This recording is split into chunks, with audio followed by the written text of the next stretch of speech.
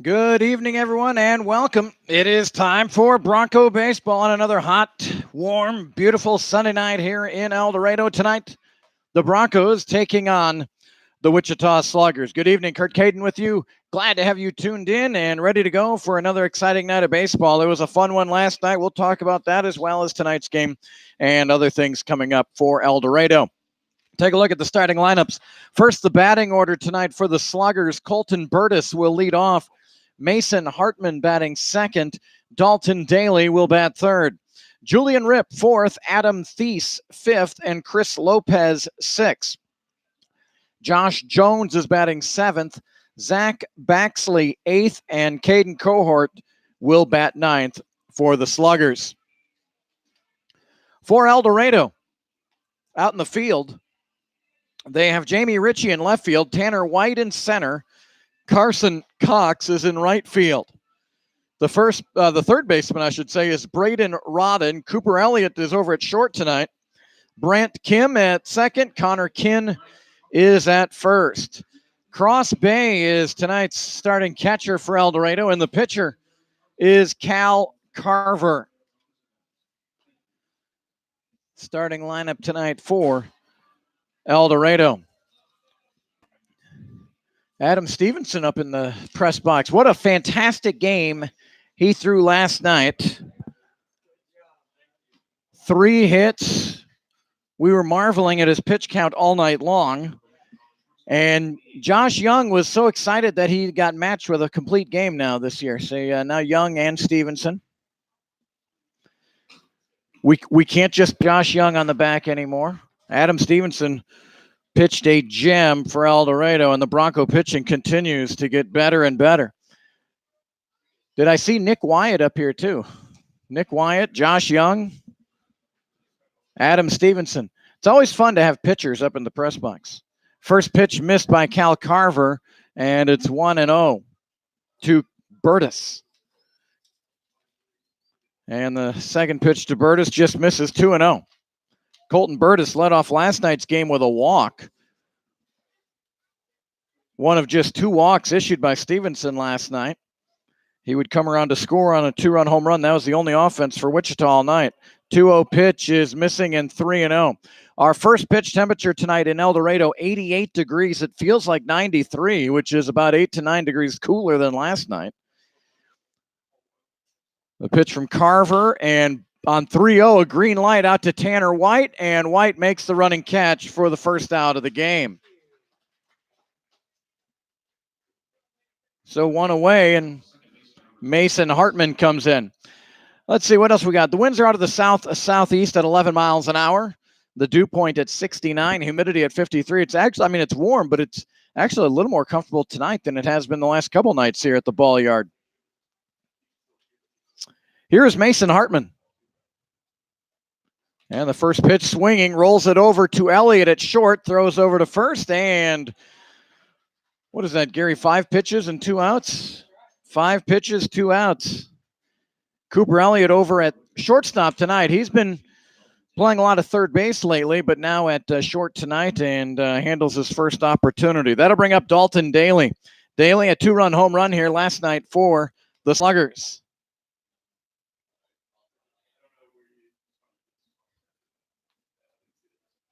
And the first pitch to Daly in there for a strike from Carver. Cal Carver from San Antonio, Texas. 6'3", 185. Undecided on his college as of now. Deep breath there at the belt. The pitch and a swing and a miss. Strike 2, 0-2 to Daly. 3 straight balls to open up the game to Burgess. Then a strike that he was swinging 3-0, flew out to center. 1 pitch strike and a ground out to Hartman. Now quickly 0-2 on Daly. And the 0-2 on the way. Inside corner missing, and it's 1-2. Carver, just 1 inning of work so far for El Dorado. A late ad? Yes. He's not going to be with us all year. He's just going to be with us. Couple outings probably for Carver. Off the end of the bat, fouled by Daly.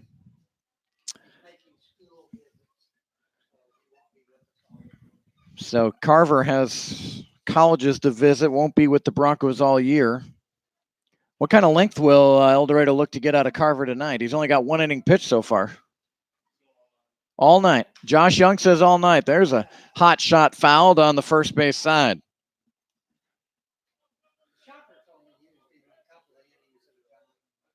Pitch for Wichita State, but now looking elsewhere.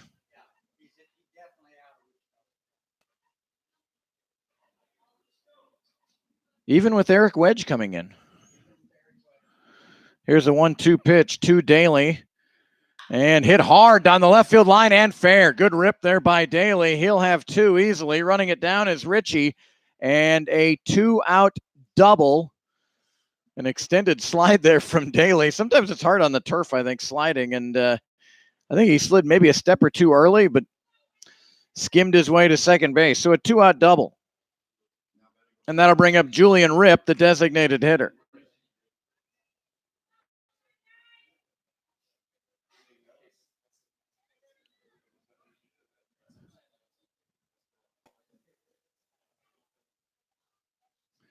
Julian Ripp goes to South Carolina Upstate. And a check swing. Umpire says he went, and it's a strike, 0-1. 6'2", 200 is Julian Ripp. Comes into play tonight with a 200 batting average. Carver with a couple looks at second. Now the pitch in the turf, blocked by Cross Bay, and it's 1-1. Seventh game for Ripp.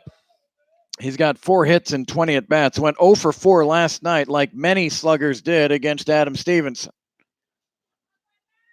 He struck out twice. He was 2 of the 9 Ks. A ball and a strike to Ripp, and that pitch is low, 2-1. Hope you'll join us chatting on our screen there. Tom Tuttle has already started in. Good to have Tom watching for now. The 2-1 pitch is in there for a strike, 2-2. Broncos and Sluggers were tied 2-2 after 1 and went that way until the bottom of the 8th inning.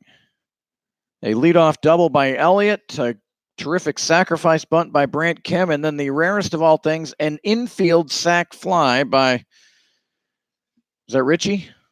Yeah. And Elliott scored.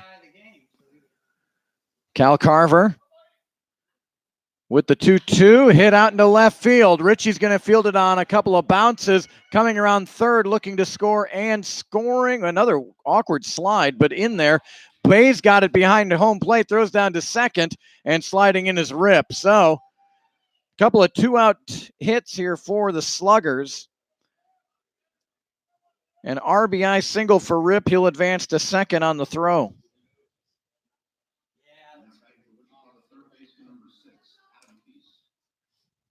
So Adam Thies comes up, and the Sluggers, again, as they did last night, score first. 1-0 here in Wichita.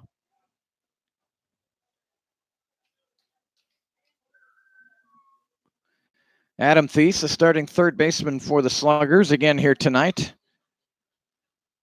And the first pitch might have got him on the shoe top. It did.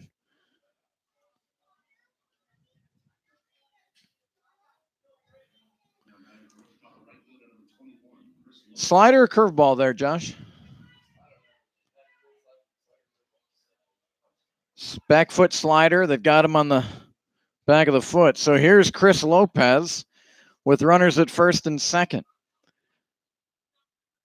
And here's one in the hole and off the glove of Elliott, rounding third and coming in as Ripp.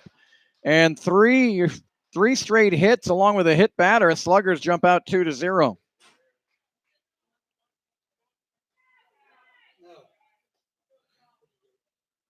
So Lopez will get an RBI. Good effort out there by Elliott at short.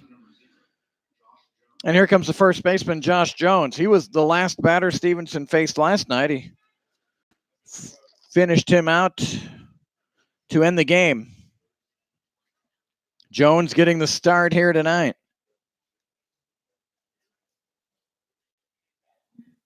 First pitch in there for strike one.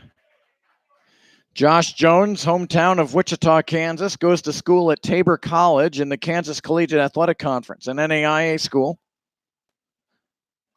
located in Hillsboro. Carver, a long look back at second, and Jones got tired of waiting. He'll call time.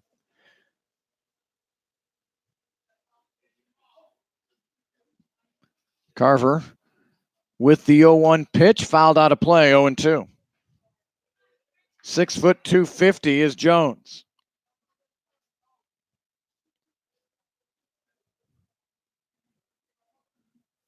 First two were retired by Carver. He had Daly down 0-2.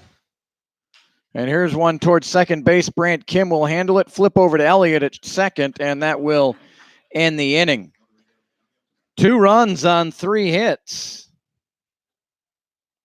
There was no errors, and 1 man left on base. We'll head to the bottom of the first inning. The Sluggers 2, El Dorado coming to bat. Great to have you tuned in tonight. This is Bronco Baseball on YouTube.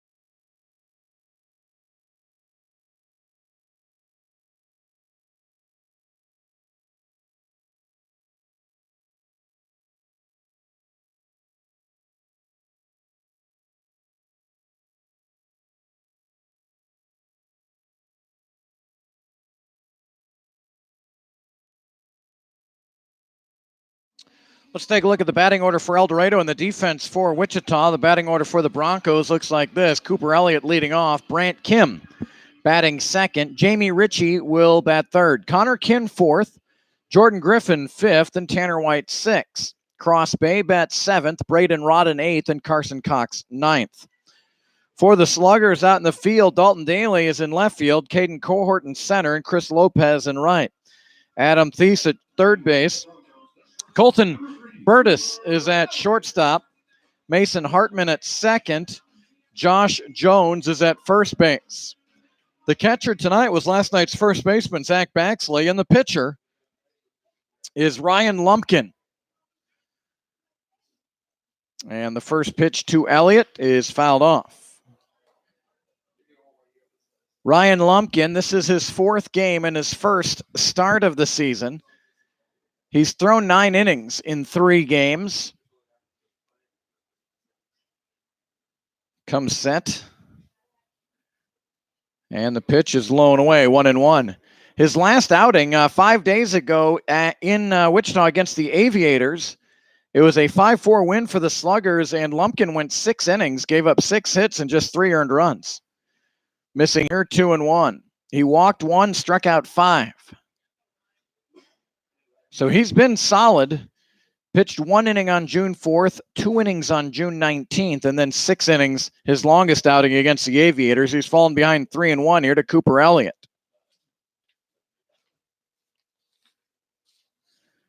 2-0 Sluggers, bottom of the first inning, and the pitch to Elliott, good whack, and he fouled it out of play. El Dorado has won 3 of their last 4 games and 4 of their last 7.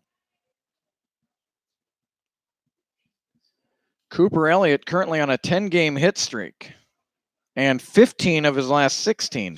And he looks to add to it here. Line drive to center, and it got under the glove of Cohort. We saw this last night. Here comes Elliott around second, chugging hard for third, and with nobody out to lead off. Of course, last night, Wichita executed it beautifully to throw Cox out at the plate. So a single for sure. We'll ask Gary. It's going to be a triple. Again, cohort caught in between. That happened last night. The ball hopped over the head of cohort after he got in close. This time it squirted underneath his glove. So a leadoff triple for Elliott. Third triple this summer for Elliott. And here's Brant Kim. Of course, last night with Cox in a 2-2 game later stages, the Broncos rolled the dice and tried to score him. It was a close play. He was tagged out at home. And Wichita executed an 8-6-2 putout pretty nicely. Of course, here immediately putting the stop sign was the third base coach on Elliott. And wouldn't you know, they mishandled the throw. Elliott would have scored. Low to, what do we got here, Gary? 2-0? 3-0 here to Brant Kim.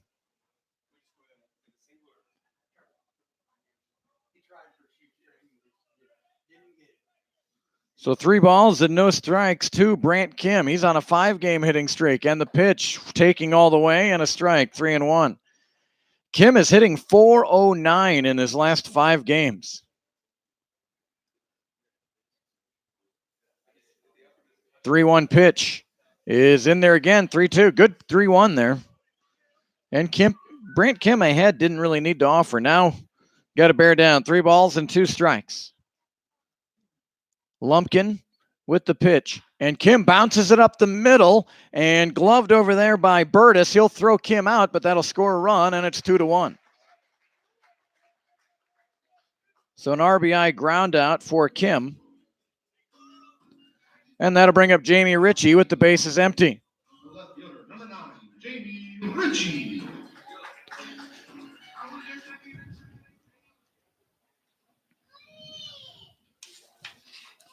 Jamie Ritchie. First pitch swinging, shoots it into right field, a base hit. Didn't get it totally clean. Now looking to take advantage of a bobbled ball out and right by Lopez, and Ritchie went about halfway and then races back. A single for Jamie Ritchie. And that'll bring up Connor Kinn. Connor Kinn, along with Ritchie, going to be playing in the Sunflower Collegiate League All-Star Game on Tuesday. Connor Kinn, parents are here, Wixom, Michigan, goes to Northwood, and first pitch dives down and in, 1-0.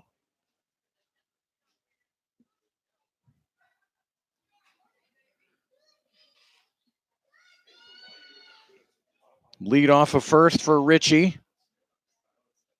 And Ritchie on the move, and a check swing, fast strike, and Ritchie looks like he's in there. Oh, called out. Looked like the tag was on the knee. I thought the foot got in there, but called out.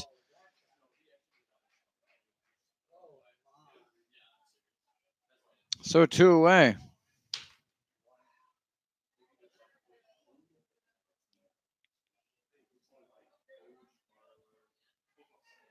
So now 2 outs for Connor Kinn, 1 ball and 1 strike, and he nubs this one foul.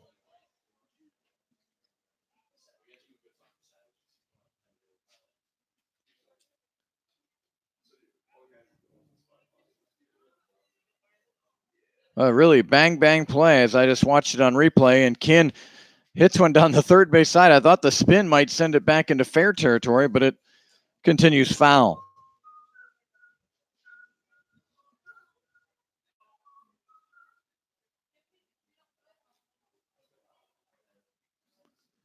Lumpkin, a 2-way player, plays out in the field and pitches. And gets Connor Kinn to swing and miss. And they'll have to throw down to first in the tough sun, and it's completed. A leadoff triple by Cooper Elliott scores on Brant Kim's ground out. And after 1 inning of play, it's Wichita 2, El Dorado 1.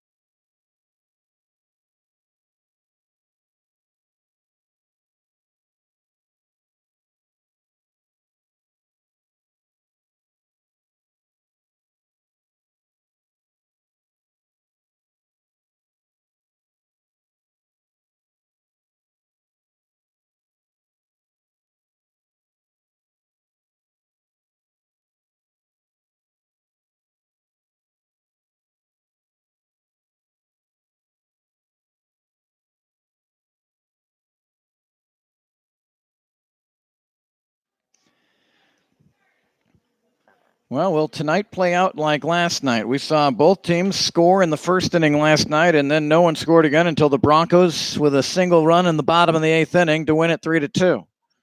2-1 Sluggers here in the top of the second inning. Zach Baxley will lead it off against Cal Carver. And the first pitch is missing 1-0.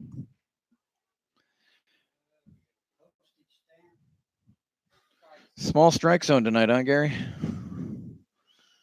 Good for hitters, I guess. And that pitch in there for a strike.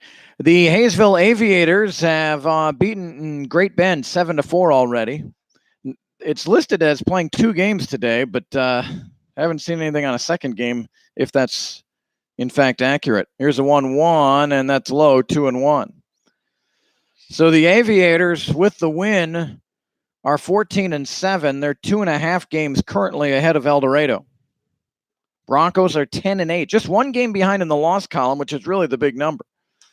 Off the end of the bat towards right field, Carson Cox ranges over and makes the catch for the first out. That was an odd ball off the bat right there. And a nice read by Cox, got a great jump and makes the catch. So 1 away, and here's Caden Cohort. An outfield out. That last night, Gary Cart gave me, he's seen a lot of baseball. Not sure how many times he's seen a swing and a miss on the first pitch by Cohort, where no Bronco outfielder had a put out nor an assist. And again, Gary and I off air said that's credit to Adam Stevenson. Kept everything right here inside the infield. In there for a strike, 0-2. Adam, you had everything. Did you feel just good last night, or at what point did you think this is all me? I got this. 7th inning.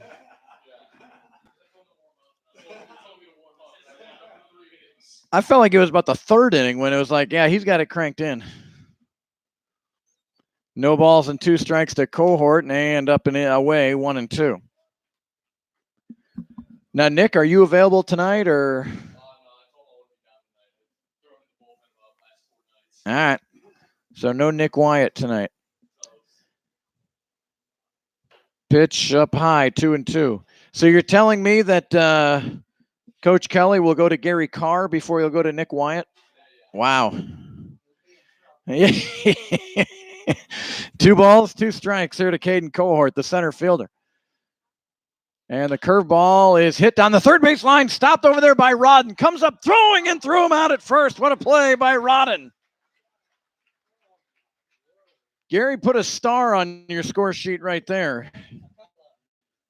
That's an easy double for Cohort if it gets past Rodden. So back to the top of the order, Colton Burgess, who is 0 for 1. He flew out to center field. He was up 3-0 in the count, got the green light. He's a great hitter. Curveball in there for strike 1. Burgess, for a long time, was the leading hitter in our league. He has dropped to 3. Enzo Bonventre from the Newton Rebels has really been on fire. He's hitting .434, leading the league. There's the 0-1 to Burgess, and missing 1-1. I saw this kid Reynoso from Hayesville, who's got 7 homers now, had 2 of them last night. That's pretty good. Great man. El Dorado will see Reynoso twice tomorrow. Doubleheader for the Broncos in Hayesville. And really a critical doubleheader to see where the Broncos are going to finish up here. It's not a do or die situation, but it's critical. 2 balls and a strike. Fastball popped up on the infield. Ranging back is Kim and Elliott. Kim calls for it and makes the catch as he slides out in shallow center field. And Carver has himself a 1-2-3 second inning. We'll go to the bottom of the second. Sluggers 2, Broncos 1.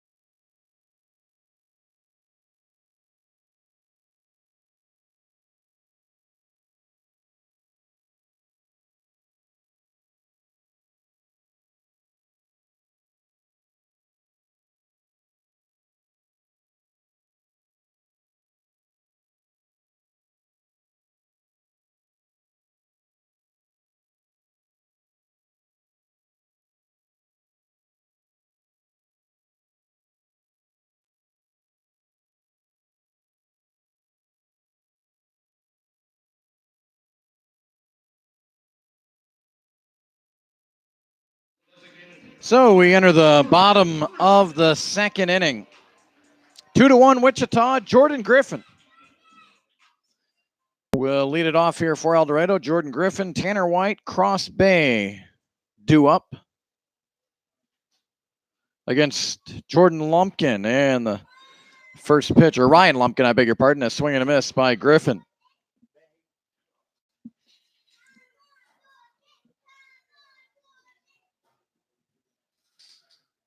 No balls and a strike. And the pitch to Griffin, good cut, missed it, 0-2. Jordan Griffin out of Carson Newman University, 6'2", 195. He hails from Ellerslie, Georgia.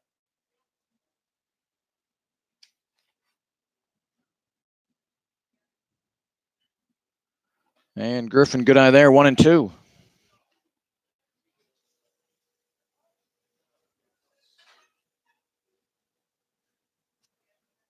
So ball and 2 strikes. They set up on the outer third, and the pitch, Griffin able to get out there and foul it off.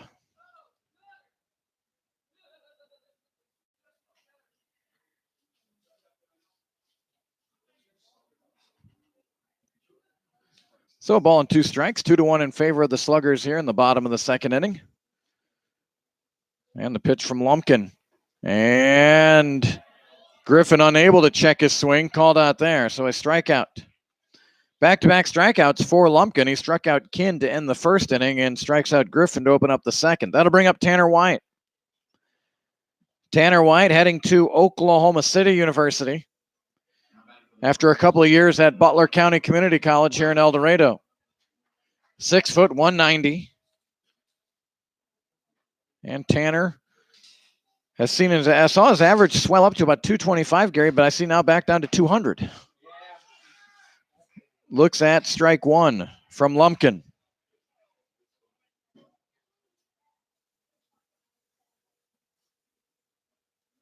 And the 0-1, missing 1-1. Wimbledon starts tomorrow. Are you a tennis fan, Gary? No, not. Tennis on the grass starts tomorrow in London. White bounces it up the middle, ranging over, and the second baseman, actually Hartman, able to glove it, but no chance. That'll be a single for Tanner White. You know, that ball took a little bit of a spin away from Burgess.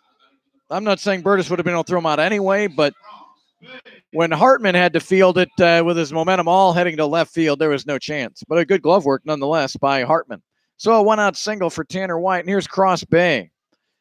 Cross Bay hitting 200 on the season, 3 for 15. He's got a double and a homer. And the first pitch is low, 1-0. Cross Bay heading to Washburn University in Topeka. He played at Cowley College down in Arkansas City, 6 foot, 210. And up the middle, right at Lumpkin. He'll throw over to Burgess for 1 and to Jones for 2. A 1-6-3 double play. And that will end things here in the second. No runs a hit, nobody left. We'll head to the third inning. Wichita 2, El Dorado 1.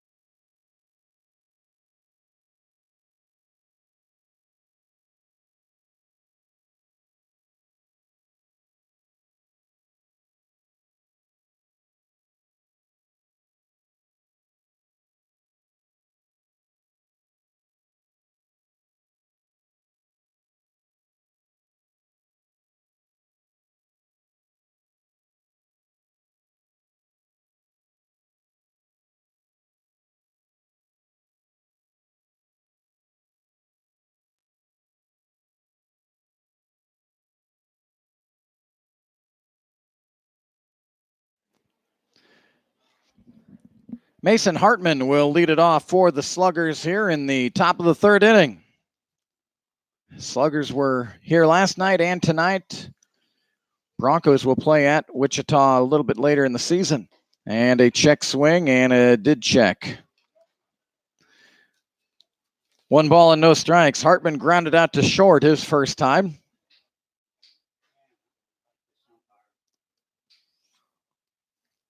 Cal Carver in his third inning of work for El Dorado. Curveball in there for a strike. Got the first 2 sluggers out in the first inning. Then an 0-2 count to Daly. He doubled. Rip singled. Thies was hit by a pitch, and Lopez singled, and the Sluggers had 2 runs. 1-1, fouled out of play, 1-2.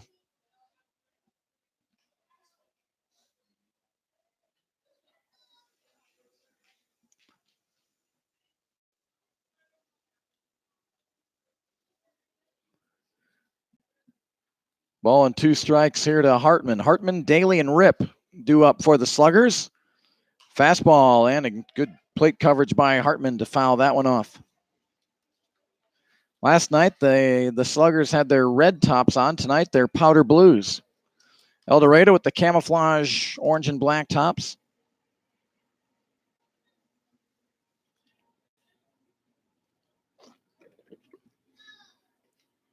And a 1-2 pitch. Up and in, 2-2.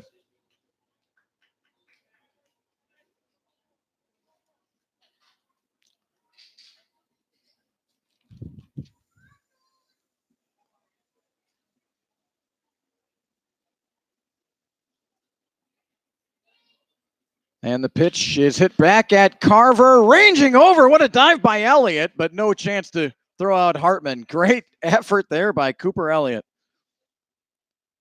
Leadoff single for Hartman. That'll bring up Daly. Daly doubled and scored in the first inning.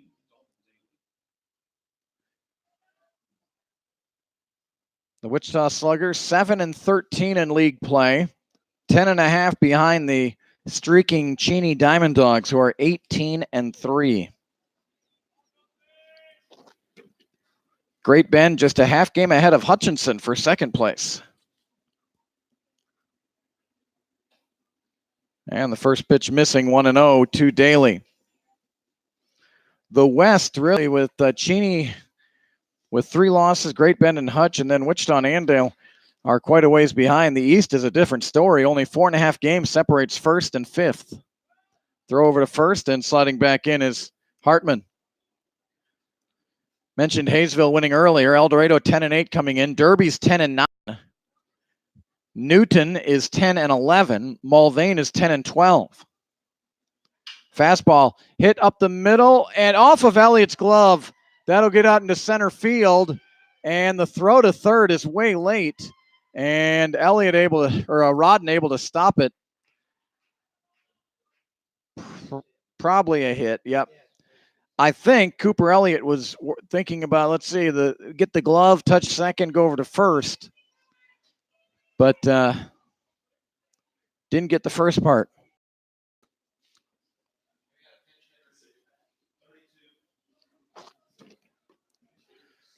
So Julian Rip, the DH, is being lifted here. Osario, who played last night as catcher, will come in. Rip singled his first time, but now will be lifted. And Osario will take over as the designated hitter. Runners at the corners with nobody out for Wichita. And nice job by Bay to block that. Daly was almost halfway to second, decided to return to first. It's interesting in the Eastern Division, El Dorado, Derby, Newton, and Mulvane all have 10 wins. And a throw over to first. The Broncos 8 losses, Derby 9, Newton 11, Mulvane 12.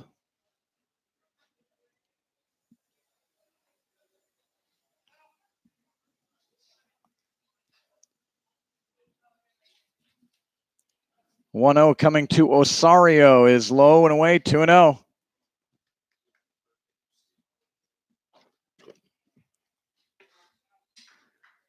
Lefty on lefty matchup here.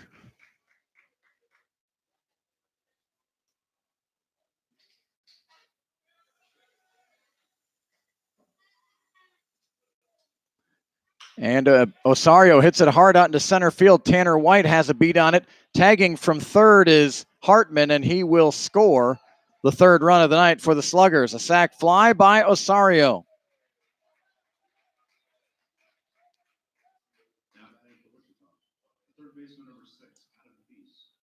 So one away. Daly remains at first, and here's Adam Thies. Thies from Wichita goes to school at Neosho County Community College. And he's hitting .254 on the summer. And a swing and a miss, strike one.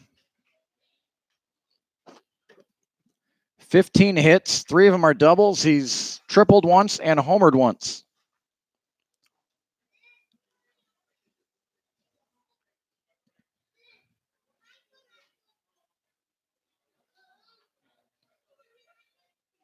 And the 0-1, and that hit him. Second time Thies has been hit.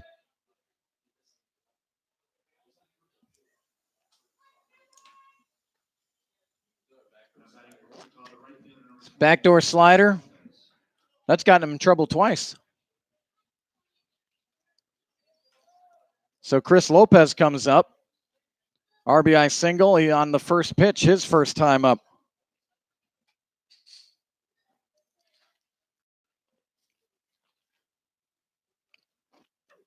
And the first pitch to Lopez is in there for a strike. Chris Lopez from Puerto Rico goes to Murray State Community College. Never heard of Murray State Community College. Tishomingo, Oklahoma. Check swing foul, and it's quickly 0-2 on Lopez.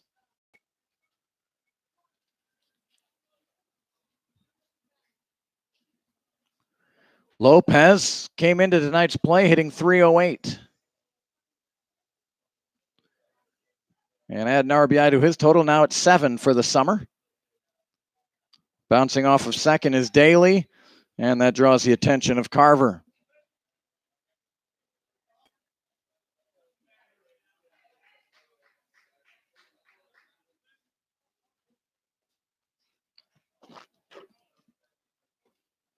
No balls and 2 strikes. And the pitch, fastball, skied in the air out to right center field. Tanner White is under it. Tagging is Daly, and he draws a throw right on the base by White.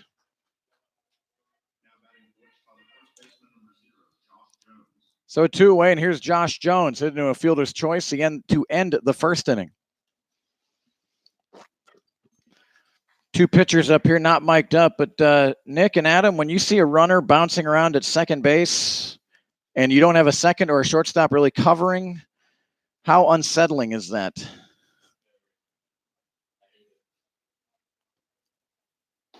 First pitch missing.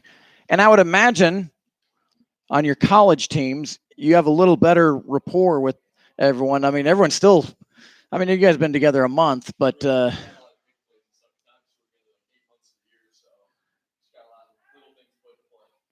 now Kim comes over to try to get Daly closer. The pitch from Carver in there for a strike, 1-1.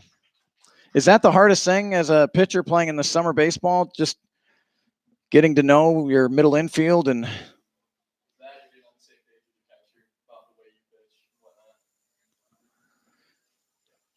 here's a 1-1. Bounce towards third and just foul. And of course, the Broncos with really three catchers. So rarely, I imagine, do you have the same catcher. Yeah.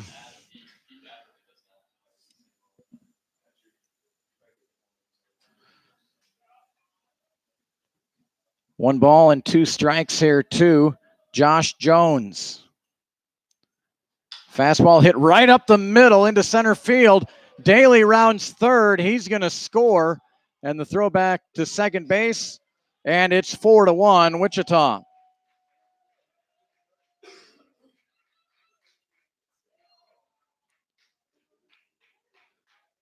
So Hartman and Daly led off the inning with singles. They have come around to score.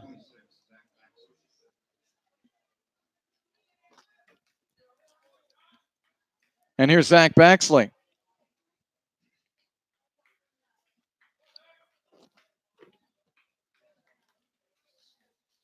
Baxley flew out to Carson Cox in right field his first time.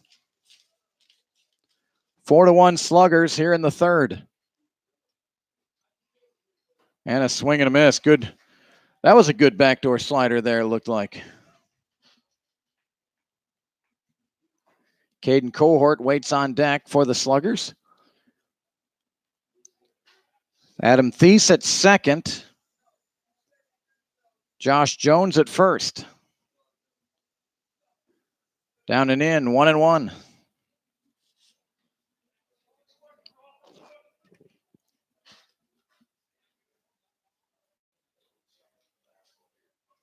No action. The bullpens are quiet right now.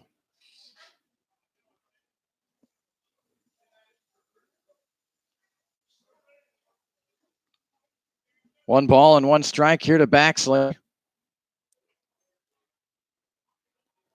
against Cal Carver. And they've picked off Thies. Thies in a rundown. We'll throw it over to Elliott, and Elliott will run him down before he got to third. So it caught stealing for Thies, and that will end the inning. 2 runs on 3 hits for the Sluggers. They leave one. We'll head to the bottom of the third inning, 4-1, Wichita.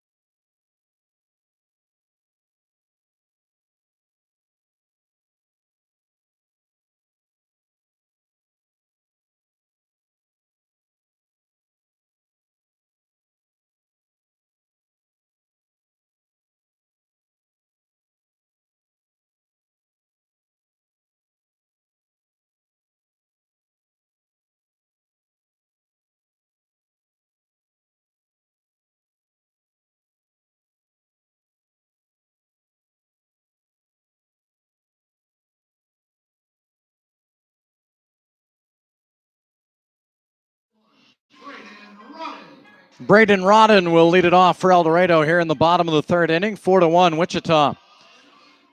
Hello to Lynn Oliver. Lynn and Warren Oliver watching the Broncos tonight from Victoria, Texas, as usual. Always love when pitchers' parents, they just tune in every night, whether Hudson's pitching or not. Quick strike to Rodden, 0-1, and fouled out of play, 0-2. Evidently, tonight's Coach Kelly's birthday. Did not know that. Jim Kelly saying happy birthday to Jacob Kelly, the head coach. Chopper towards first, and Jones has it and will make the put out himself. Well, El Dorado needs to get a win then for Coach Kelly. Here comes Carson Cox. Carson Cox, his average up to 235 now on the summer. 12 out of 51.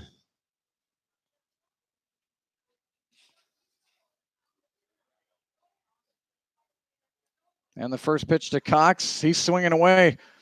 Gary's numbers tell me that 51 at bats for Carson Cox. He has 1 walk. He is up there swinging. 4-game hitting streak for Cox. 7 for 15 in his last 4 games, hitting .467. That'll keep you in the lineup. 1 ball and 1 strike.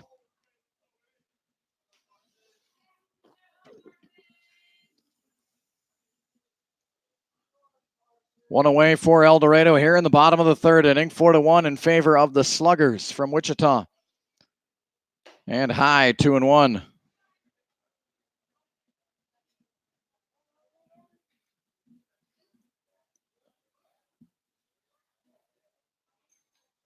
little bit of breeze here tonight, but barely even moving the flags out above the scoreboard in right center field. Here's the 2-1 and sprayed foul. And we'll miss the cars that are parked over there. 2-2. I just don't think I would ever park in the parking lot down the first base side. There's a lot of balls that end up out there.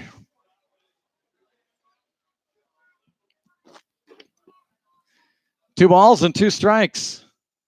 And Cox hits it towards third. Thies has it on a couple of hops. Long throw in the turf. Dug out of there by Jones. Nicely done. And 2 away, and to the top of the order, Cooper Elliott.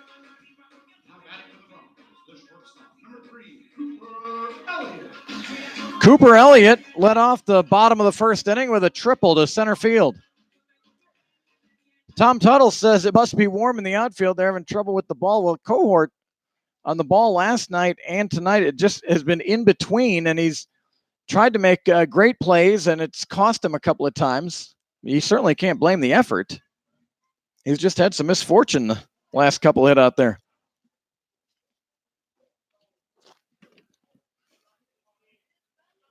And 2-0 here to Cooper Elliott. Cooper Elliott coming into play, hitting .405 in his last 10 games.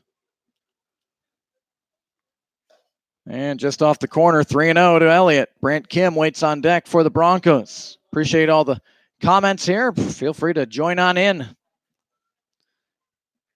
Even if you're a Sluggers fan, we'd love to see your comments. That looked like it was the same pitch, but called a strike this time. The automatic 3-0, Nick Wyatt? Maybe? Here comes the 3-1, and that one now will earn the walk for Cooper Elliott.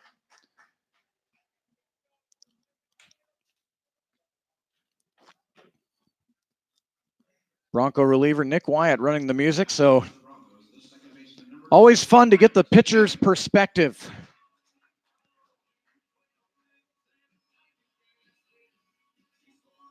Last night we visited with Josh Young quite a bit.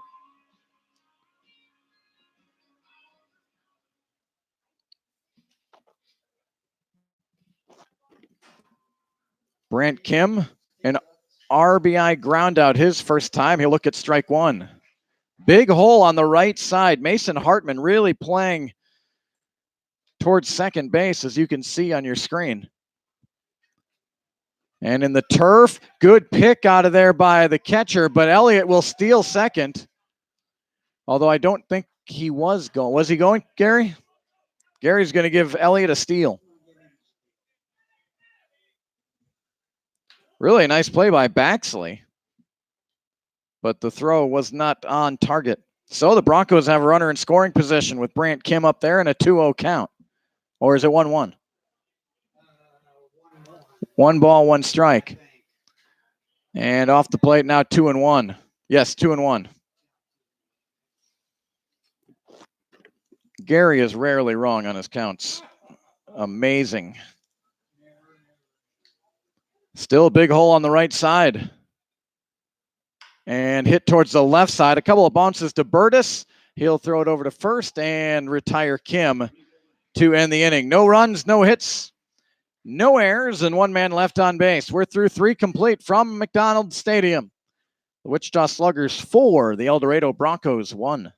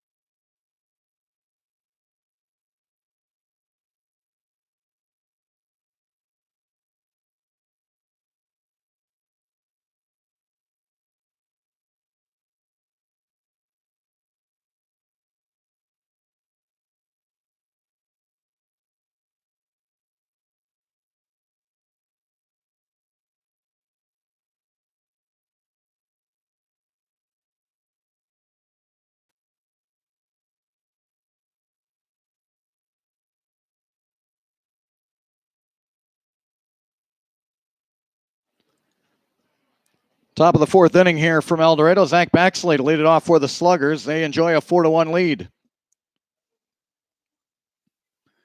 And the first pitch to Baxley stays upstairs, 1-0. Baxley out of Wichita, Kansas. He goes to Hutchinson Community College. Hitting 151 on the summer.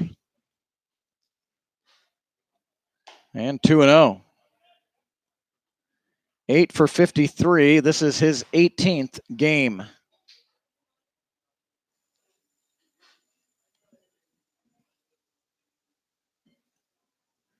Cal Carver on the hill, and there's a seeing eye single through the left side for Baxley. 7th hit of the night for the Sluggers.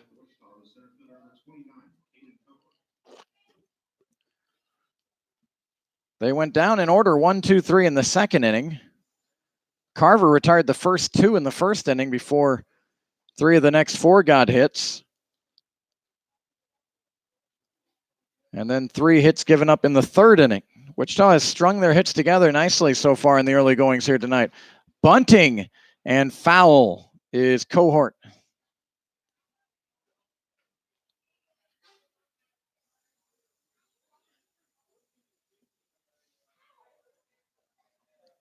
So no balls and a strike.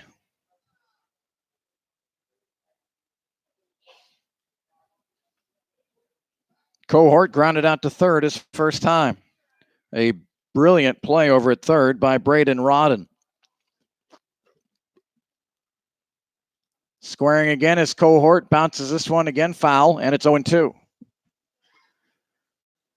The El Dorado Broncos with a doubleheader tomorrow. And if you're wanting to watch it, the Aviators do a YouTube broadcast. So just search for the Hayesville Aviators. And a doubleheader. The Broncos will be the home team in the first game and the road team in the second game. Doubleheaders in our league are 2 7-inning games. And it looks like 5 and 7 o'clock scheduled tomorrow in Hayesville. The 0-2 pitch fouled off. Hayesville, a suburb of Wichita. Not too bad of a trip from El Dorado.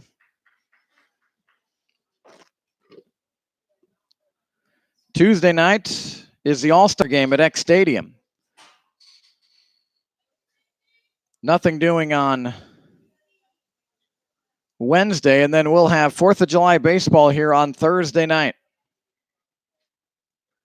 when the Great Bend Batcats make their only visit to El Dorado this summer.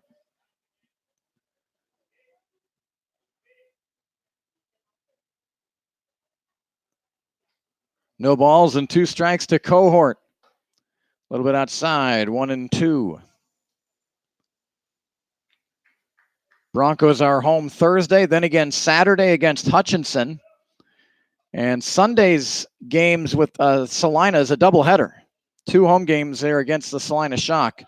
Although El Dorado will be the road team in one of those games, I imagine. El Dorado was rained out in Salina back on the 22nd of June. And so they will make that game up here.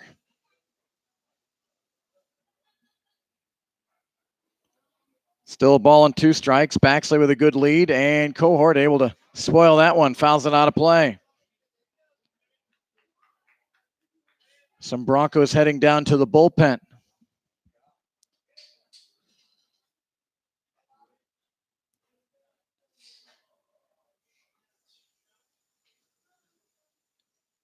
Leadoff single by Baxley. He's over at first. And the 1-2 stays upstairs, 2-2.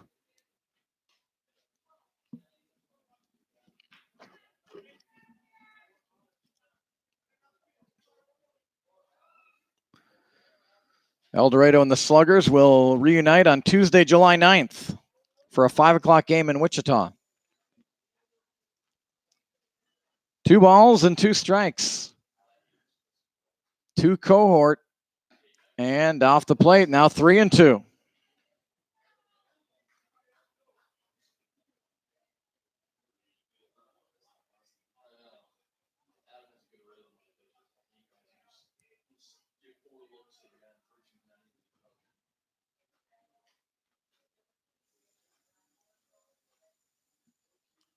Full count to Caden Cohort, and we'll throw over to first.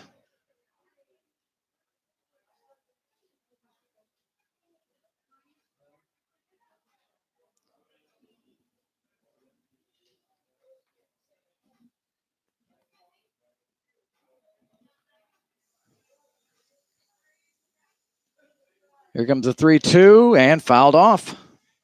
Lengthy at bat here for Caden Cohort.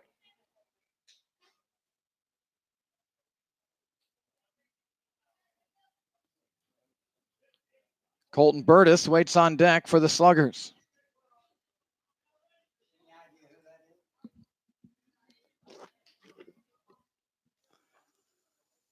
Another 3-2. Swing and a miss. Lengthy battle won by Carver.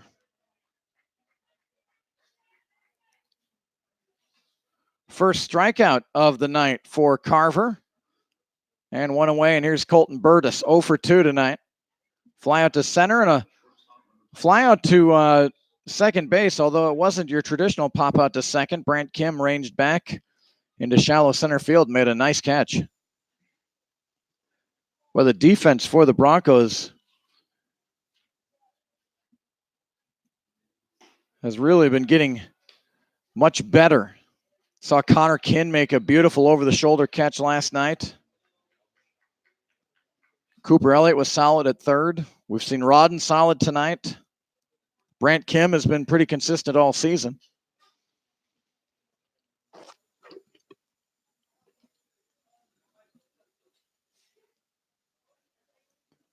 The pitch to Burgess is down and in, and a good chance to run there for Baxley. So runner at second with one away for Wichita. 1 ball and 1 strike, I believe here, Gary? Nope, 2-0.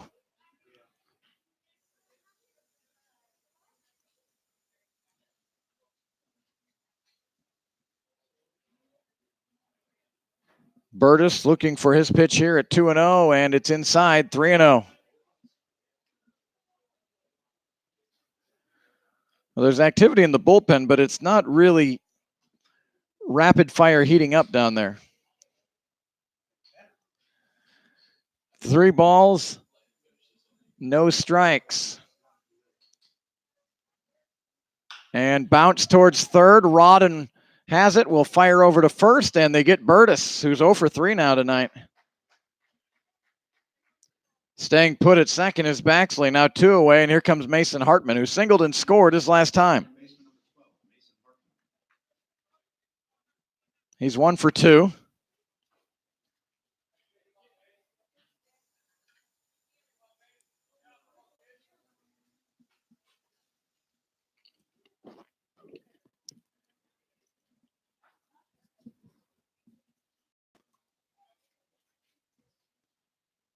Down at second is Zach Baxley, who led off the inning with a single. And first pitch swinging is Hartman out of play. After tonight, the Wichita Sluggers have quite a break. They don't play again till Saturday. A 6-day break for the Sluggers, and then play in Derby next Saturday.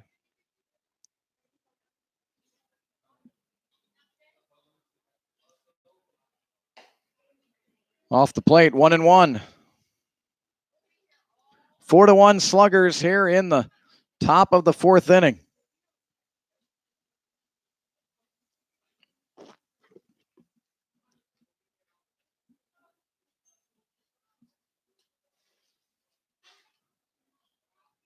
Carver has his sign, the 1-1. Curveball in there for a strike. 1-2. Another nice crowd has filed in here to McDonald Stadium.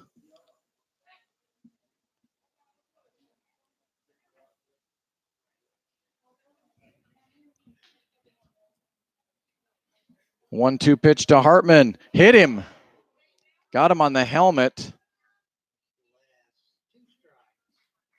And good to see Hartman pop to his feet. That hit him right in the helmet.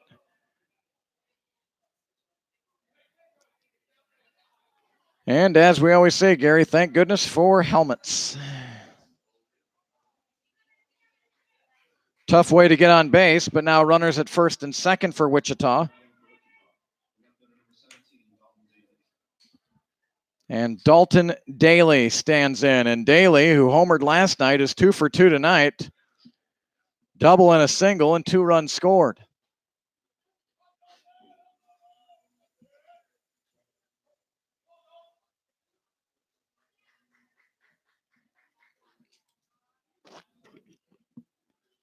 And Daly out in front of that pitch, 0-1. Yeah, Gary mentioned he may not have heard it. The shame for Carver there is he had 2 strikes on Hartman.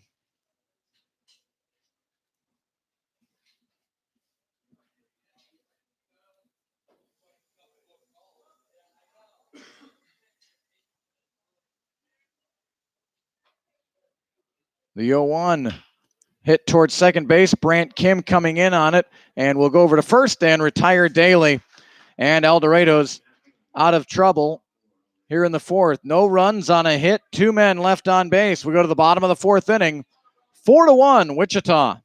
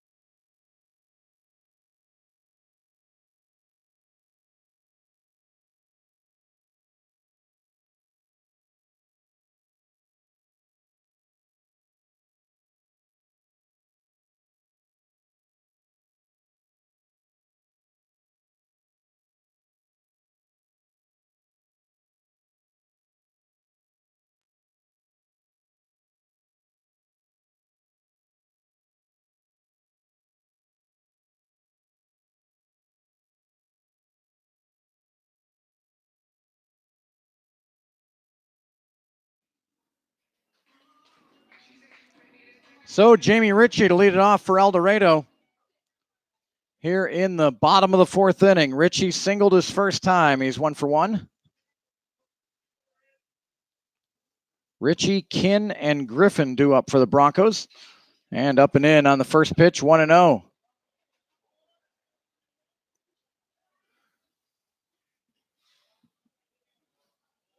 Ryan Lumpkin remains on the hill for the Sluggers.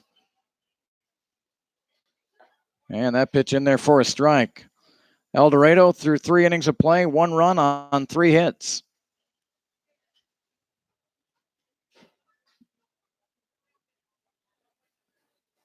And in there again, 1-2 to Ritchie. Jamie's parents are here. Gary and I appreciate the travel mugs they brought us. Good eye by Jamie, 2-2.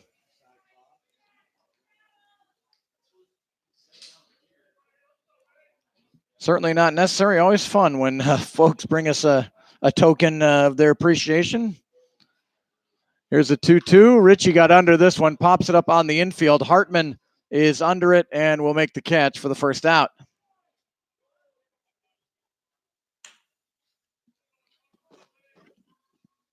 So 1 away, and here's Connor Kinn. And this doesn't matter right now because Lumpkin's a righty, but Gary tells me that Connor Kinn is 8 for 20 this season against lefties. That's 400. Lefty on lefty. First pitch to Kinn, missing. His folks told me Connor didn't get a ton of playing time this year at Northwood.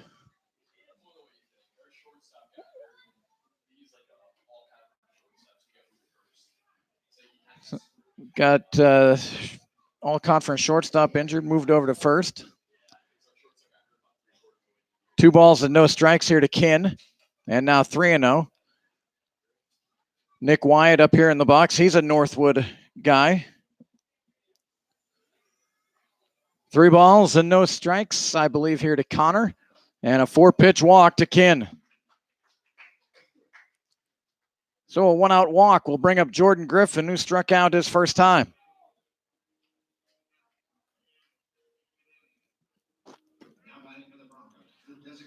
Northwood is in what city? Or Midland, Michigan.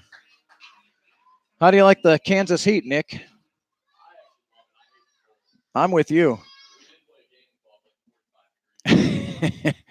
Nick says they didn't play a game above 45 degrees. Griffin looks at 1-0.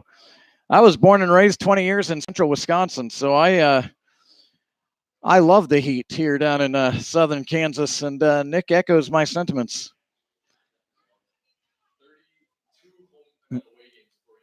Here's the 1-0. Griffin bounces it to third. Thies has it quickly over to second for 1 to first, not in time. So Griffin will be at first with 2 away.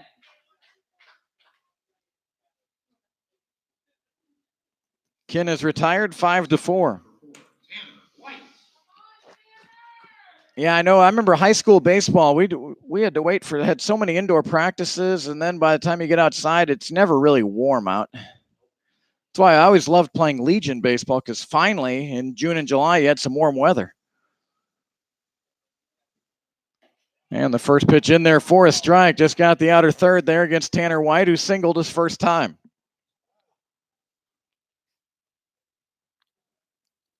Lumpkin issued a 2-out walk in the third. That didn't hurt. A 1-out walk here in the fourth. And if he can get White out, that won't hurt either. And again on the outside corner for strike 2.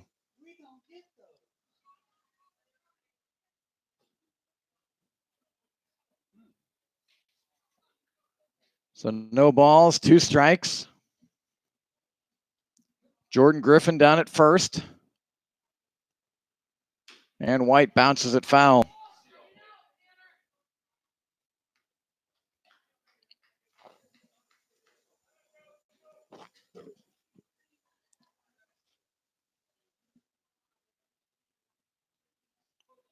No balls and 2 strikes. Griffin on the move. Low pitch. Throw down to second is not in time. A stolen base for Jordan Griffin. Not an easy pitch to handle there for Baxley, but came out firing. But Jordan Griffin gets the steal. 5th stolen base of the summer for Jordan Griffin. He's 5 for 6. El Dorado is a team now 35 for 44 stealing bases. High 2-2.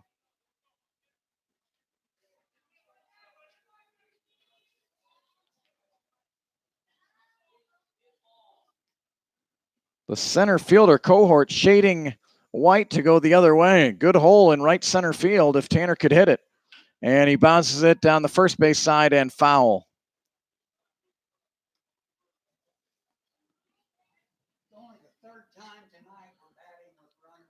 Third time tonight, El Dorado hitting with a runner in scoring position.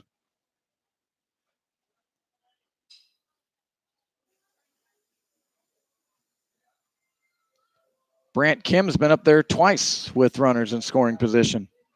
Drove 1 in. And White with a late swing sprays that over the El Dorado dugout. Foul. Bottom of the 4th inning. Wichita 4, El Dorado 1.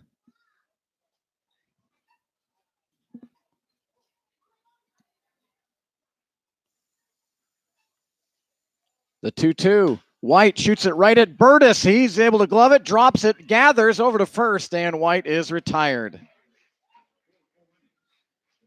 So we head to the 5th inning. Sluggers 4, Broncos 1.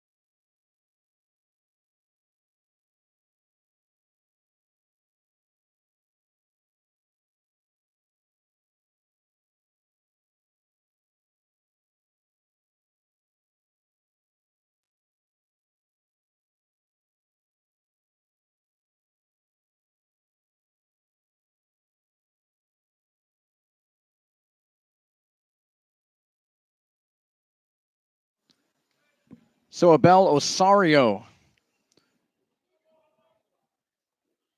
leading off for the Sluggers, and quickly 0-1. Osario came in the third inning to hit for Julian Ripp in the designated hitter position.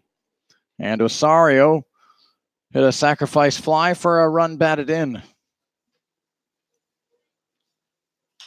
High fly ball out into left field. Jamie Ritchie coming in, and he will make the catch for the first out. And that'll bring up Adam Thies, who has been hit twice.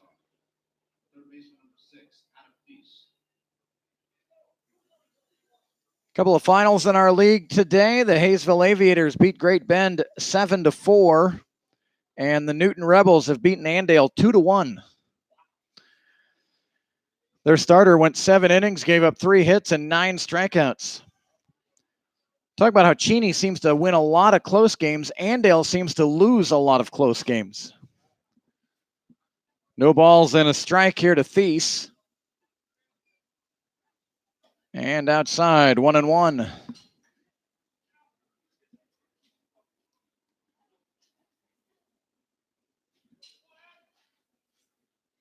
One ball, one strike here to Thies. And that curveball in there for a strike. 1-2.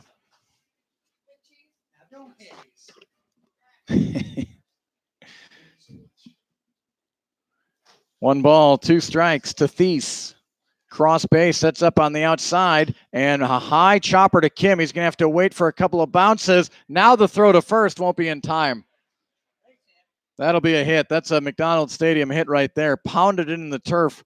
Kim's only chance is to come get it out. Once he waited for that second hop, there wasn't much chance to get the speedy Thies. So that'll bring up Chris Lopez. A lot of runs being scored in Derby right now. Cheney 8, Derby 6 in the fourth.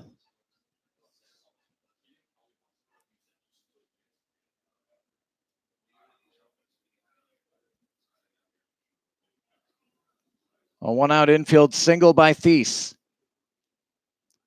And Lopez swings over the top for strike 1.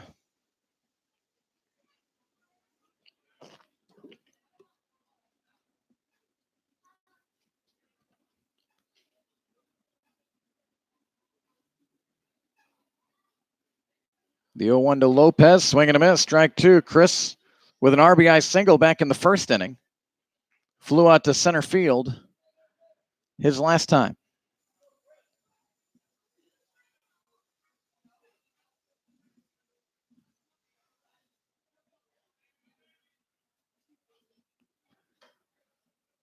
High and away, 1-2.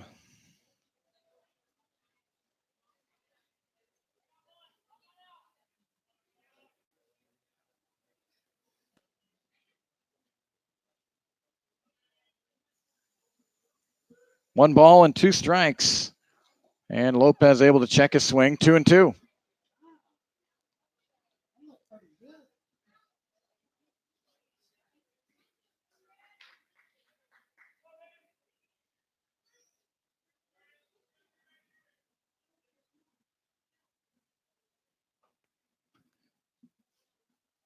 One away for the Sluggers. On the move is Thies. Lopez fouls it out of play.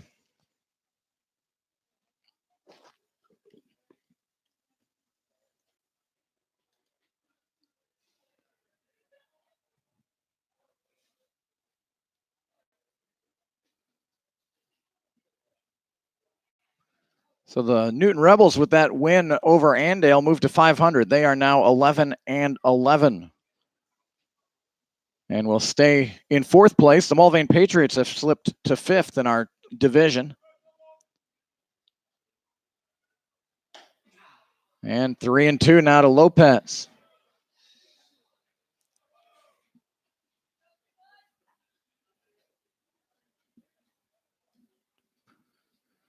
What will the Sluggers do here on a 3-2 pitch? Adam Thies over at first.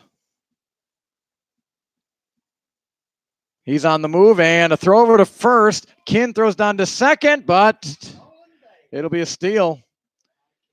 Thies gets picked off, and as you're supposed to do, just take off.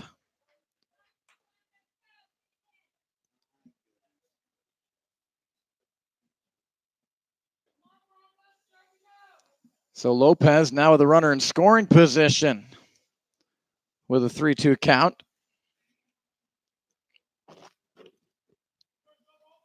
Thies on the move again. This one's hit out into center field and deep. White going back to the track, makes the catch. Racing back to second base is Thies, and there's 2 away. Lopez put good wood on the bat there, but came up just a little bit short. And that'll bring up Josh Jones. Josh Jones hitting 182 coming in, but an RBI single in the 3rd inning. Gave the Sluggers the lead they have now at 4-1.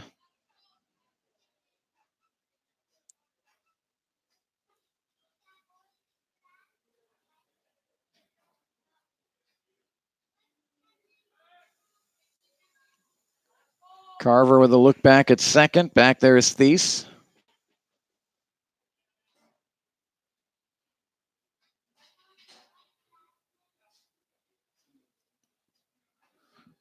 And the first pitch coming to Josh Jones. Swing and a miss, strike 1. Carver was at 75 pitches entering this 5th inning. 88 pitches now.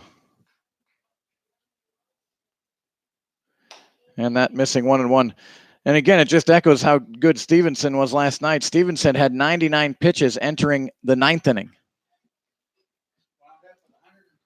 112 in a complete game win, 3-2. Nick, were you ready to go in last night? Yeah, I was ready in the 7th, 8th, and 8th.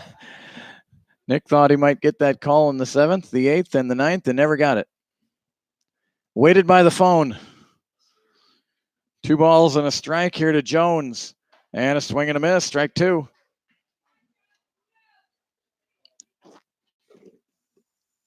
The catcher, Zach Baxley, waiting on deck for Wichita. They lead 4-1 here in the top of the 5th inning. Runner at second is Adam Thies.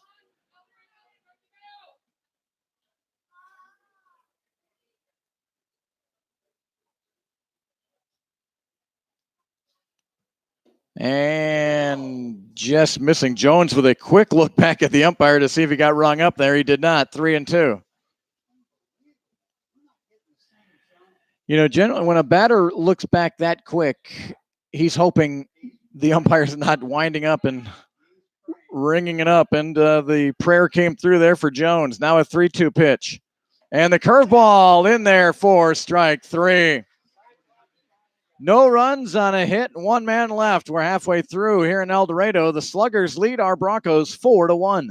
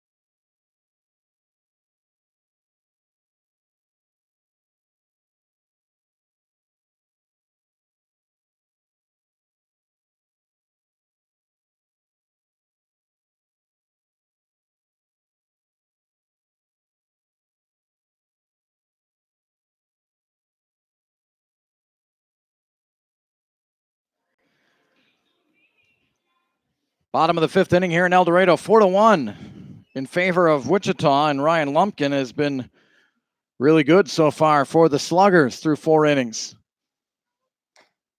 Broncos just 1 run on 3 hits. A couple of walks issued, but they have not hurt.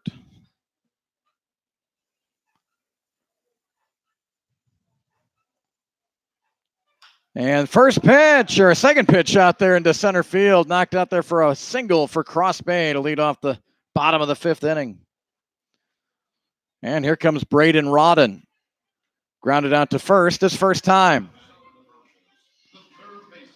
The Sluggers' third baseman, Adam Thies, who was on the base pads for a long time, it seemed like, in that top half of the 5th, took a little extra time in the dugout just to dry off and came back on the field as the catcher was throwing down to second to get this inning going. Outside, 1-0. That's the 4th hit for El Dorado. That's single by Cross Bay.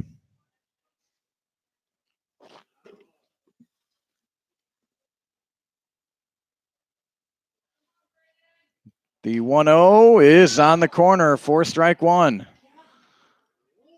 Again, the second baseman, Hartman, plays really close to second. There's a gaping hole on the right side if Rodden could get out in front of one.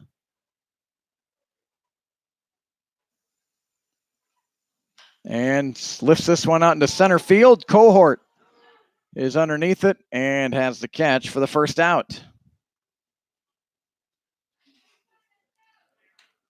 And that'll bring up Carson Cox.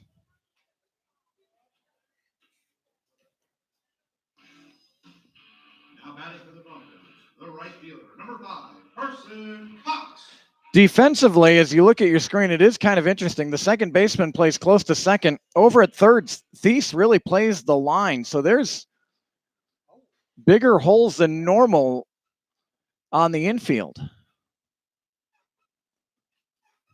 Carson Cox grounded out to third his first time, lifts one out into left center field, and Cohort tracks it down and has the catch, and the second out of the inning.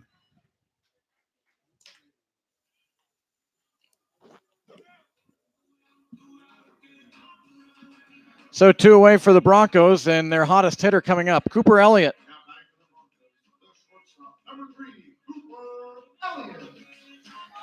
In the 11-1 run rule loss to Mulvane, the only run that night was a Cooper Elliott no-doubter over the right field wall. In the turf, nice stop by Baxley, 1-0.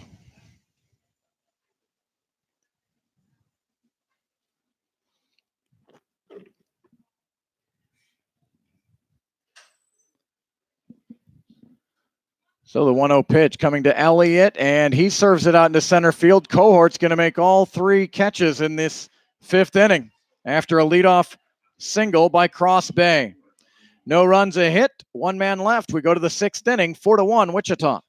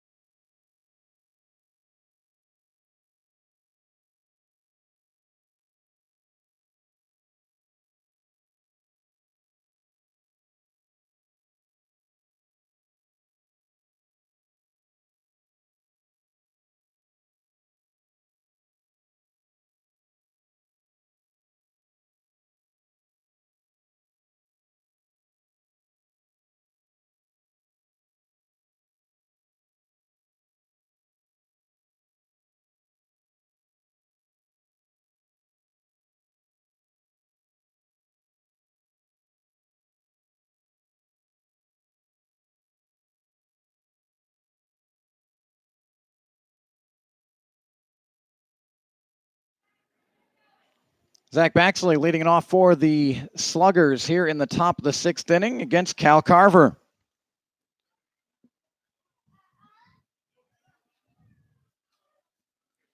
Four to one in favor of Wichita here in the top of the 6th.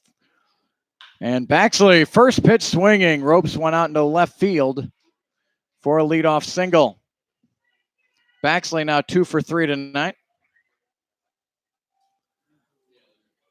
And Jacob Kelly lingering around the dugout now is going to come on out, and we may have a pitching change here.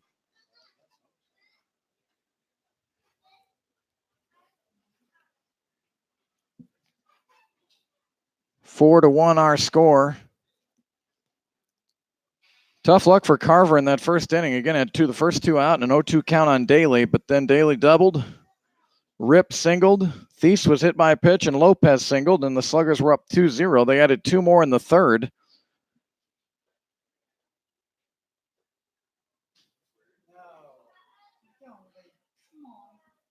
Caden Cohort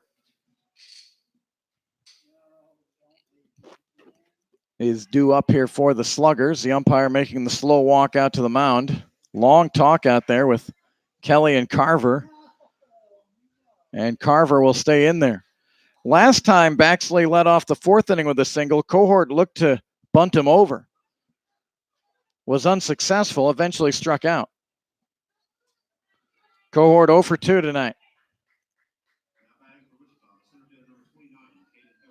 But you would anticipate a bunt attempt at least here. Braden Rodden playing behind the bag right now over at third. Cohort doesn't square around and looks at ball one. Mentioned that hitting fest in Derby. Cheney leads 11-7 in the 4th. Cheney has hit a grand slam home run and two two-run home runs. So 3 homers in the first 4 innings. And a check swing, tap foul, 1-1.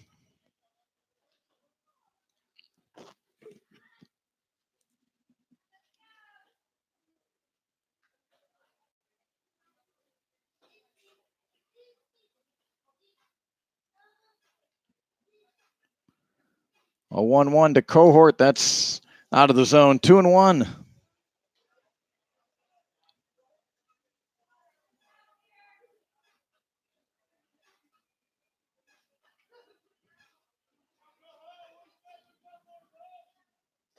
The 2-1 pitch to Cohort is a fastball in there for strike 2. 2 balls and 2 strikes.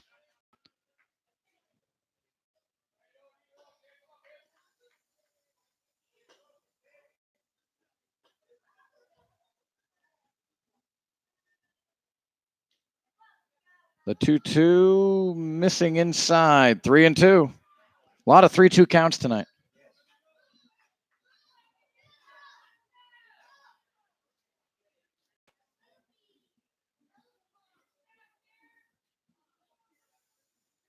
Baxley with a lead off of first and a throw over to first, and Baxley is back.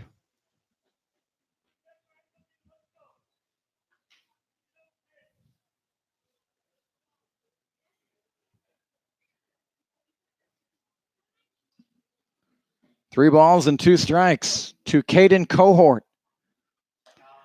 And missed there, ball 4.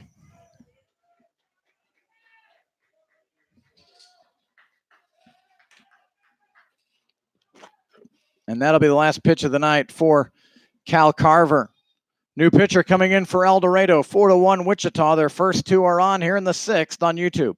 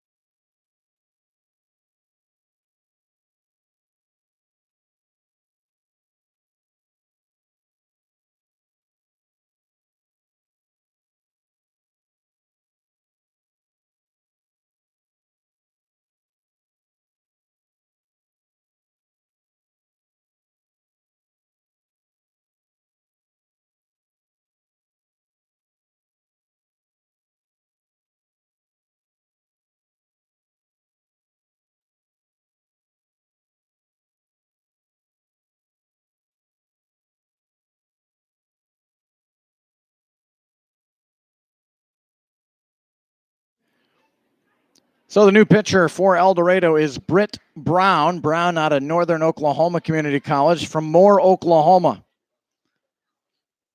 No wins and 1 loss for Brown. This is his 4th game. He has an ERA of 12. 6 innings of work, 5 strikeouts, 9 walks. The last time we saw Brown was here on June 27th against Mulvane in that 11-1 loss. And in 1 inning of work, gave up 2 hits, 3 walks, and 4 earned runs. First pitch here to Burgess is high, 1-0. Brown's best effort, June 25th in Andale, went 3 2/3 and didn't give up a thing. Did walk 3. Walks have been the issue for Brown. Here's the 1-0. High, 2-0. Lights have been illuminated here in Bradlong Field. 4-1 Wichita. Baxley singled, Cohort walked. Ended the night for Carver. Now 3-0 to Burgess. Burgess was 3-0 in the first inning and had the green light and flew out to center field. And not close. And 4-pitch walk to Burgess.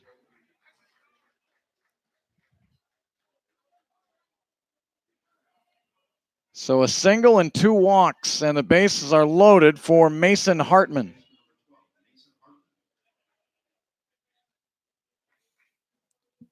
Sluggers already up 4-1, looking to do damage here in the 6th inning.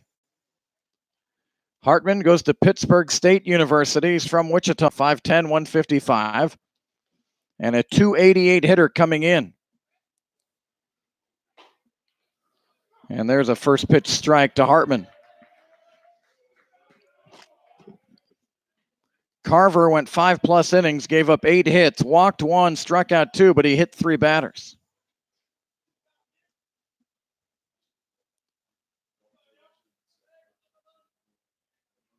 And up the middle, Kim will flip to Elliott for 1 over to first. Double play. 1 run scores. No RBI for Hartman, and a 4-6-3 double play really helps the Broncos here.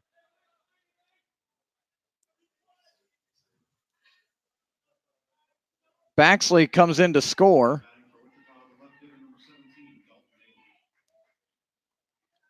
And now 5-1 Wichita, but 2 away.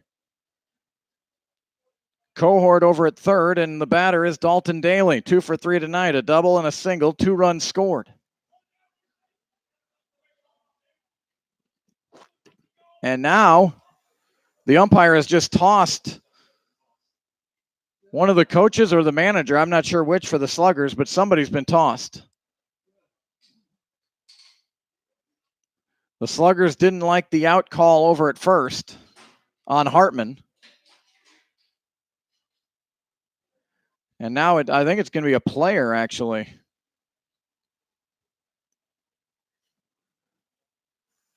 Watching the teams line up for the national anthem, Wichita does not have near as many players as El Dorado.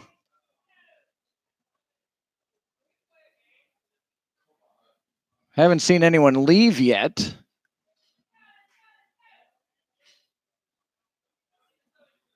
Although I see one Slugger putting on his backpack.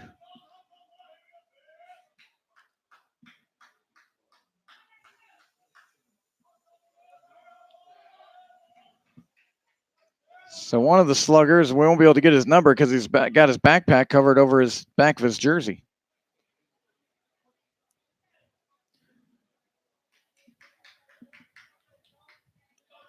Five to 1 Sluggers. And the first pitch to Daly, missing, 1-0. That 5th run will be charged to Carver. The runner at third is Carver's responsibility.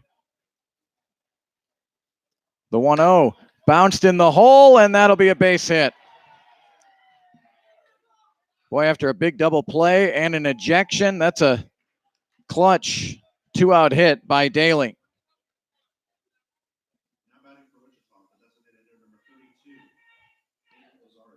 So close the book on Carver. He gives up 6 runs, all earned. And here's Abel Osario.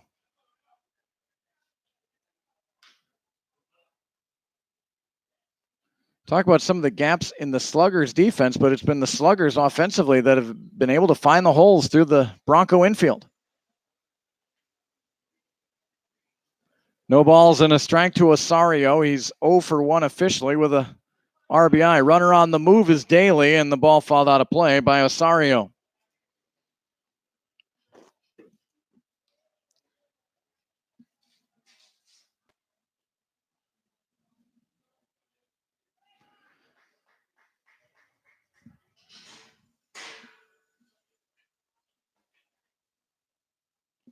So an 0-2 pitch coming up from Britt Brown. Fastball missing 1-2. The Slugger player ejected, has to sit now in the stands.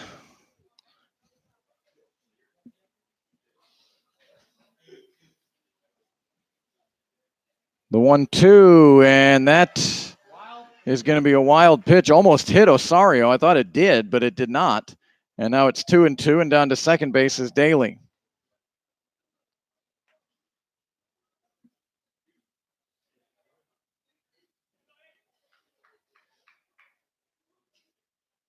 Two balls and 2 strikes here to Abel Osario. And again in and a little bit up, 3-2.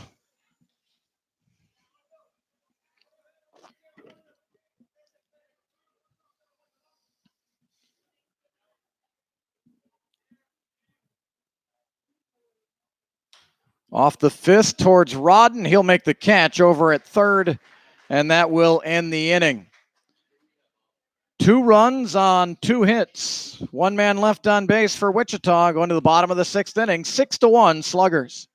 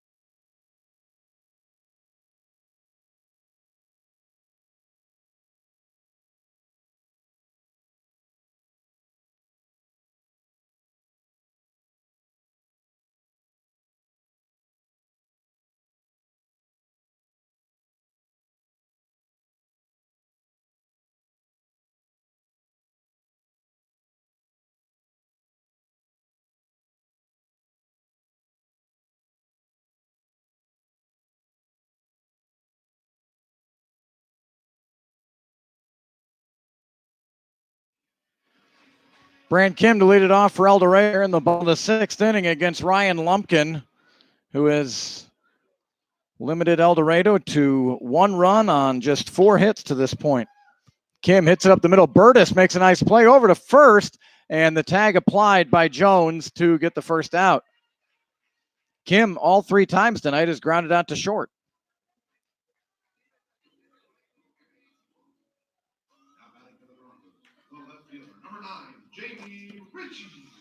Jamie Ritchie stands in. He's 1 for 2. Ryan Lumpkin out of Sherwood, Arkansas, goes to Eastern Oklahoma State College. First pitch inside to Ritchie. And this is the first start of the season for Lumpkin. His last time out, he went 6 innings against the Aviators. Warner, Oklahoma, Eastern Oklahoma State. And pitched well against the Aviators, gave up just 3 earned runs on 6 hits. He's been good again here tonight. It is a junior college. 2 balls and no strikes to Ritchie. And Ritchie hits it hard into center field, a base hit. So a 1-out single, and that'll bring up Connor Kinn. Connor 0 for 1 with a strikeout and a walk.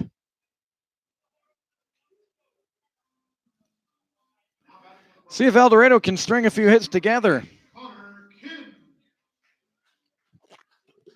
They've had runners in every inning. Triple and a single in the first, a single in the second, a walk in the third, a walk in the fourth, a single in the fifth. Here's a ball that gets away from Baxley, and Richie is in there. Pass ball allows Richie to get down to second base.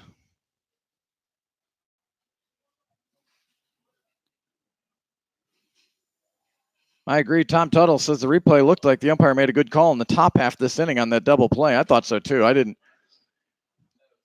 think it was that arguable. 2 balls and no strikes here to Connor Kinn. And 3-0. The Slugger bullpen is empty. They enjoy a 6-1 lead. El Dorado trying to cut into that here. Connor Kinn with a 3-0 count. And a 4-pitch walk to Kinn. And that'll draw a mound visit from the Sluggers with Jordan Griffin coming up. El Dorado with a doubleheader tomorrow at Hayesville. And again, if you search the Aviators YouTube, they broadcast. I haven't watched anything this year. They, at least in the past, have had their camera angle right behind the third base coach looking in. So it's an interesting look at the game if you watch the Hayesville broadcast tomorrow. Of course, I broadcast only the games here at McDonald Stadium. Hello to Douglas Ritchie, Jamie's grandparents watching from East Texas. And they're getting to see Jamie get a couple of hits here tonight. And Jamie down at second base, Connor Kinn at first with Jordan Griffin standing in.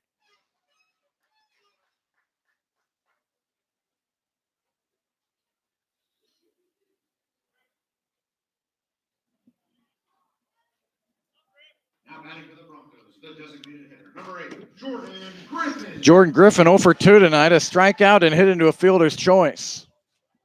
I think Jordan's mom is in the crowd. I didn't get to see her, but I think she made the trip up. Dad will be coming up next week. And the first pitch to Griffin missing, 1-0. Jordan hitting .315 on the summer, 17 for 54. 4 doubles and 1 long ball. That home run was his very first at bat as a Bronco in Mulvane. Here's the 1-0 and inside, 2-0. 6 in a row out of the zone for Ryan Lumpkin.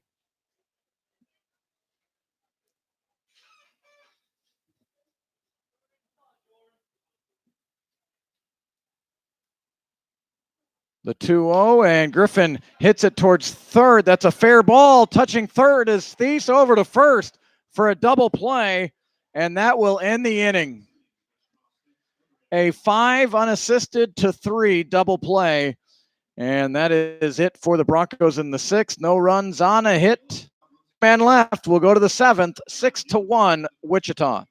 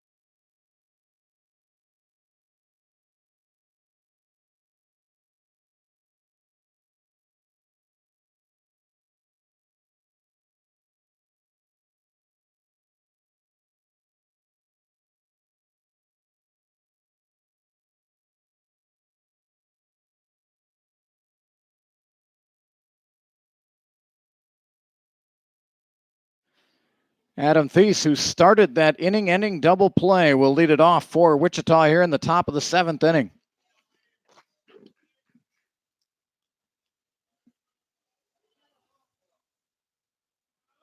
A 1-0 pitch, and that one's hit fouled on the right field side. 1 ball and 1 strike.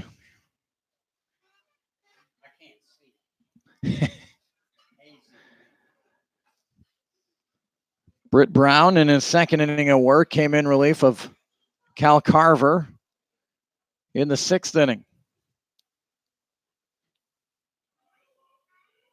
And the 1-1 to Thies, check swing, and it's 2-1.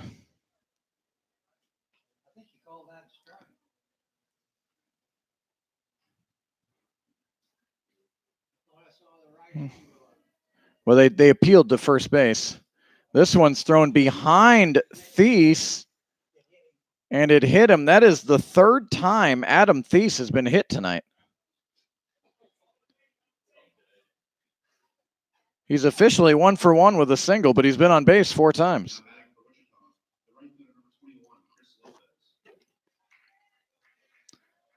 Some gentlemen have moved on to the Sluggers bullpen as Chris Lopez stands in. He's 1 for 3. Singled in a run in the 1st and back-to-back flyouts to center field, and looks at strike 1 from Brown.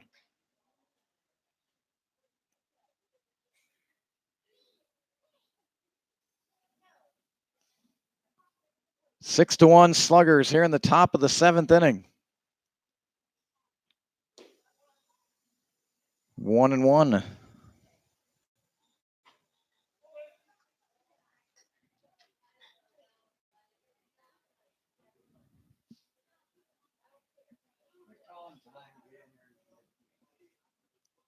One pitch to Lopez, swing and a miss, strike 2.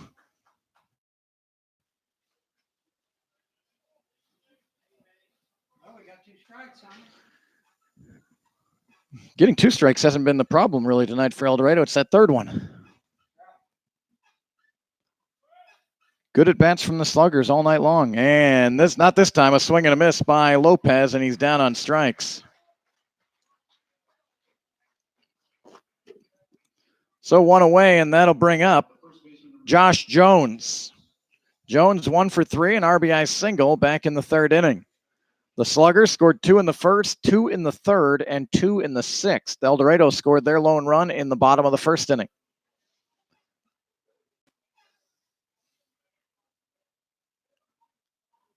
And popped up, and this is probably going to reach the parking lot, and it will. So a quick strike here on Josh Jones. Doubleheader in Hayesville tomorrow, and then the All-Star game Tuesday from X Stadium in Wichita. Our next broadcast will be on Thursday. The 4th of July always brings a great crowd here to the stadium.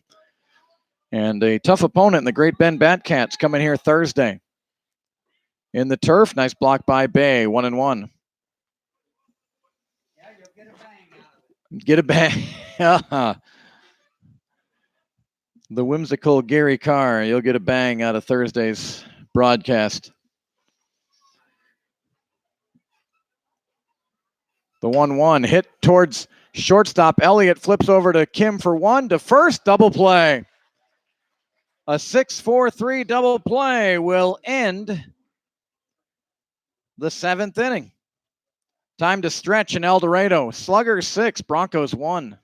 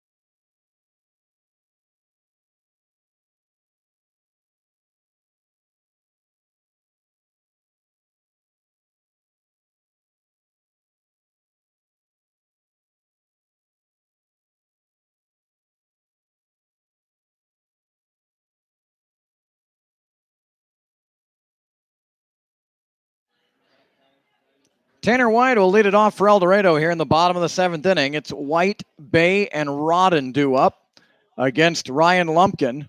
And White hits it towards foul territory into the Bronco bullpen.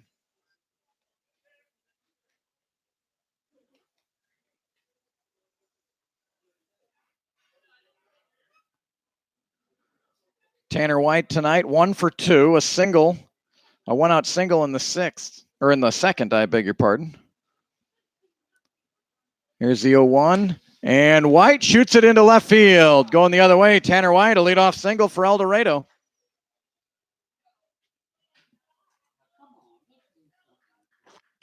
And that'll bring up Cross Bay. Each team tonight has turned 2 double plays. Cross Bay hit into one of the double plays turned by Wichita, a 1-6-3 double play to end the 2nd inning.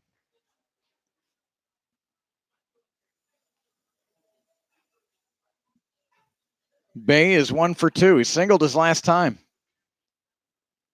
And looks at strike 1. And again, the defense, just the middle infielders really pinching in to get that double play. The corner infielders, well, of course, first base holding on the runner, and the third baseman, Thies, really hugs the line. 0-1 to Cross Bay. Low, 1-1.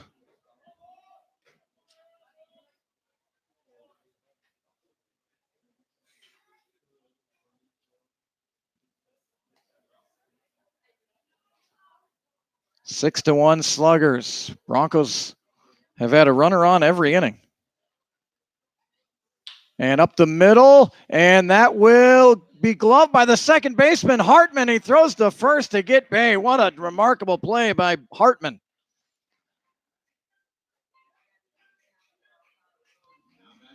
Tanner White gets to second safely. And again, the Broncos just, except for that first inning where they had a triple and a single, have not been able to put a few hits together. That looked like it was targeted for center field, but a great play. Again, good defense, Hartman. He was playing up the middle. He was there to make the play.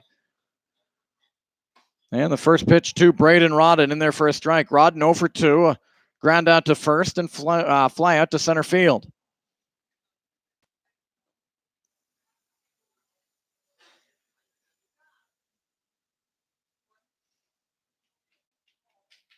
And the 0-1 pitch to Rodden is fouled off, 0-2. Braden hitting .238 coming into play tonight, 15 for 63.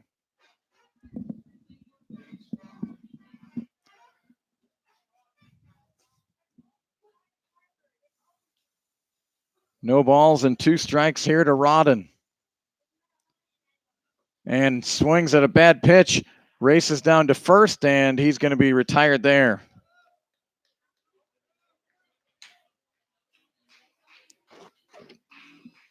So 2 away for El Dorado, and Carson Cox will stand in. Cox 0 for 2, a ground out to third and a fly out to center.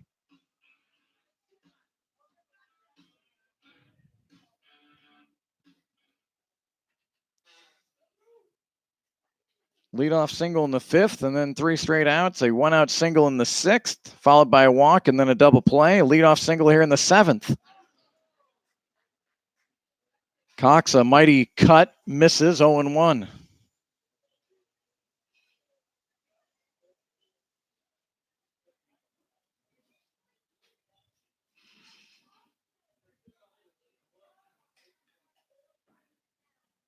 embarrassing to lose to these. 0-1 to Carson Cox. Cooper Elliott waiting on deck for the Broncos. The 0-1, missing, 1 ball, 1 strike. Longest outing of the summer for Ryan Lumpkin.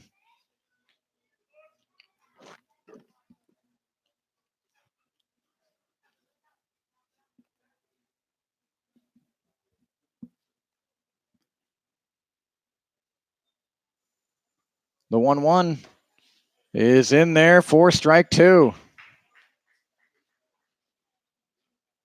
I just That was a strike. It was called a strike. 2 away here in the bottom of the 7th. Broncos looking for a 2-out hit from Carson Cox. The 1-2. Cox hits it hard, but fouled on the third base line. Timely double plays induced by Lumpkin.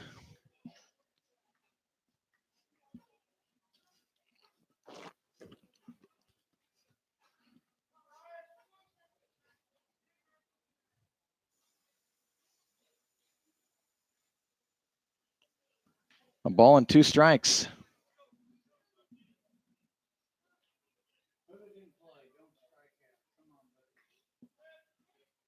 The pitch is outside. Nice stop there by Baxley, who's had a good night behind the plate. 2-2.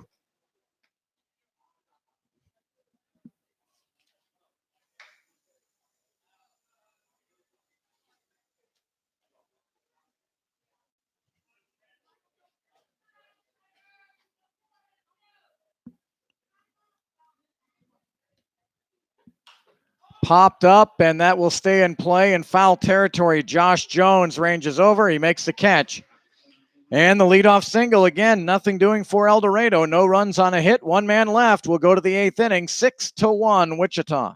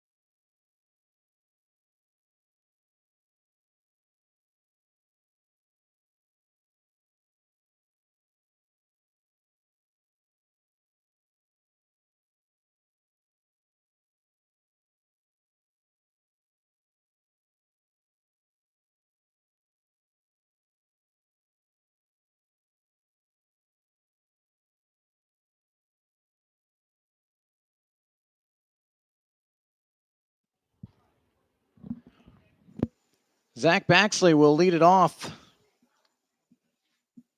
But we have a delay of some sort. I'm not sure if the ejected player made his way back into the dugout or not. The third base coach still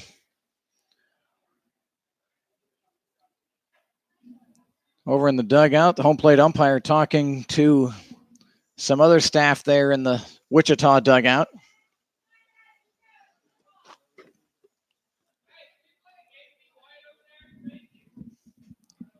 Top of the 8th inning, 6-1 Sluggers. Zach Baxley to lead it off. He's singled his last 2 times at the dish. And the first pitch from Brown up and in. 1-0.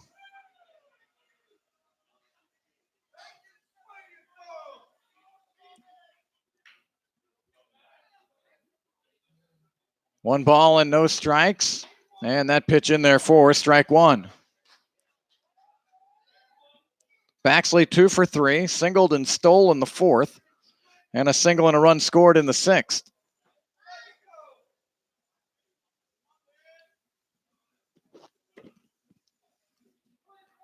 And the pitch from Brown bounced towards short, and Elliott with it over to first, and Baxley is retired.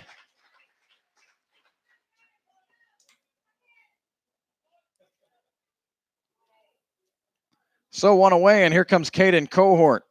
0 for 2 tonight with a walk and a run scored.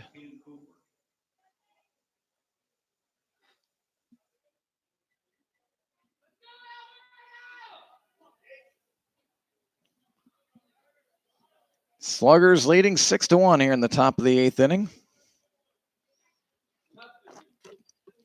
And the first pitch is wrapped into left field for a 1-out single.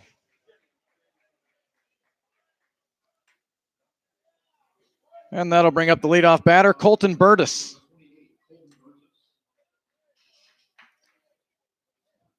Burgess came in right near the top of the batting leaders in our league, but he's had a rough couple of nights here in El Dorado. 0 for 3 with a walk tonight, but certainly very capable to get going at any time.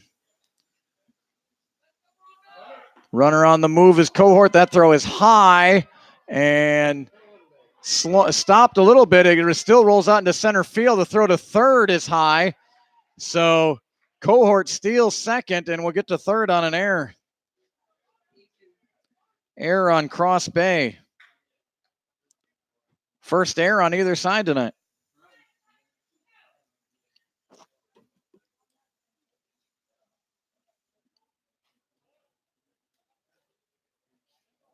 So the infield to come in, and El Dorado can ill afford to give up anything else now. 6-1.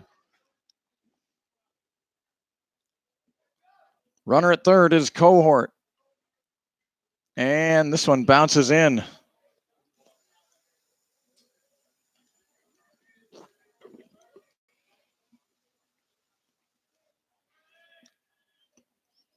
Ball and a strike here to Burgess.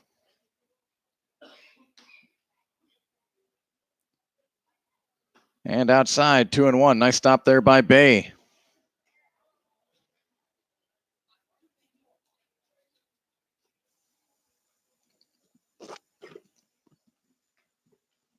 Two balls and a strike to Colton Burgess.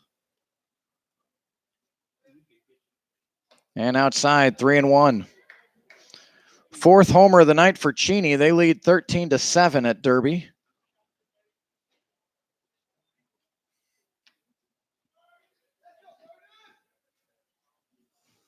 Three-one count to Burgess. And outside, it rolls to the backstop. Runner coming. The toss to a Brown, and he's out at the plate. Cohort is out 2-1 at the plate.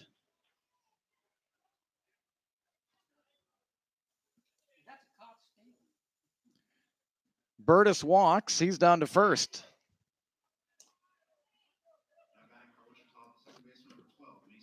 So with two away, here's Mason Hartman.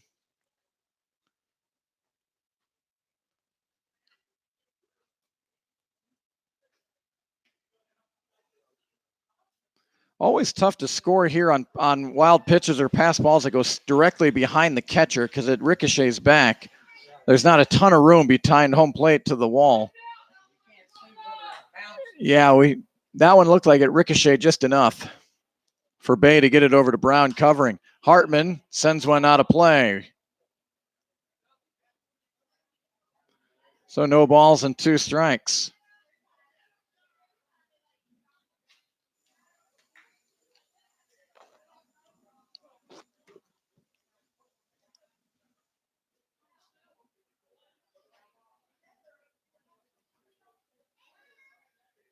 The pitch from Brown. Burgess on the move, and Bay unable to. That was a little bit outside. Yep, he was going. Stolen base for Burgess. 1-2.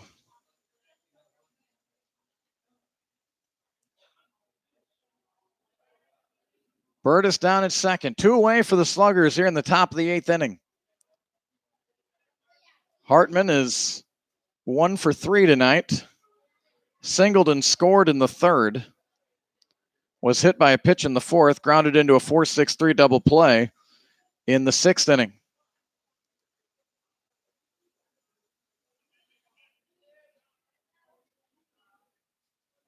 Here's the 1-2 and well outside.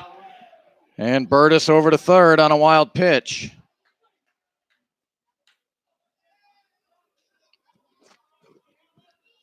Two balls and 2 strikes to Mason Hartman.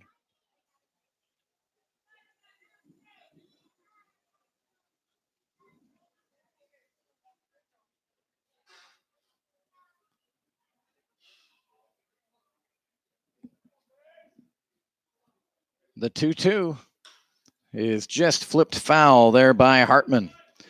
Hey, the team photographer Kat Gonzalez has information for you. If you're interested in some photos or photo packets, call or text Kat at 316-833-4595. And I'll put that number on our channel here again. Hartman looks at strike 3. So some traffic there on the base paths for the Sluggers, but they get no runs on one hit. They leave one man. We'll go to the bottom of the 8th inning, 6-1 Sluggers.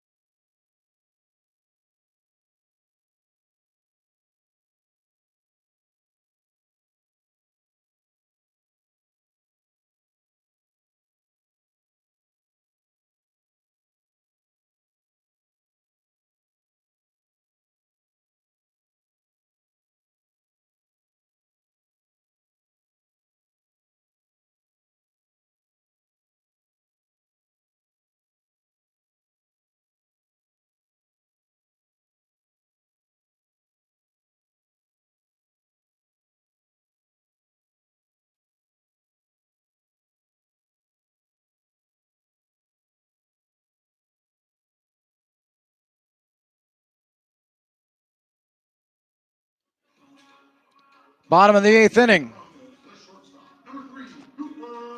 Sluggers lead 6-1. Maybe the best news of the night for El Dorado, a new pitcher. Terrific night by Ryan Lumpkin. Give you his numbers in a moment. The new pitcher is John Short. No college listed. He's out of Wichita. 6'3", 190, a lefty, dealing with Cooper Elliott, Brant Kim, and Jamie Ritchie. And the first pitch over the head of Elliott, 1-0. Just the third appearance for Short. He's gone 4 innings. He has a 0.00 ERA. Struck out 4. He has not walked a man. And Elliott fouls it off, 1-1. His last outing was on June 25th against the Aviators, and he went 3 innings, gave up just 2 hits, and had 2 strikeouts. No record, no saves for Short. 1 ball and 1 strike to Elliott, who's 1 for 2. And that pitch a little bit high, 2-1. Elliott a triple and a run scored in the first inning, walked and stole a base in the third, flew out to center in the 5th. The 2-1 and fouled out of play. For Ryan Lumpkin, 7 innings of work tonight, 6 hits given up, 1 run, 3 walks, 3 strikeouts.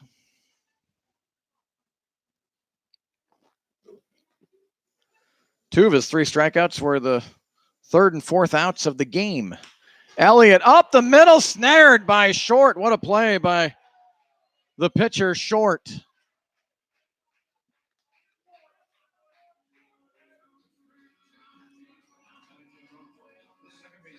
Quite a way to enter the game there. A line drive right back at you, and John Short made a nice grab. So one away for the Broncos here in the bottom of the 8th inning, and it's Brant Kim fouling off the first offering from short.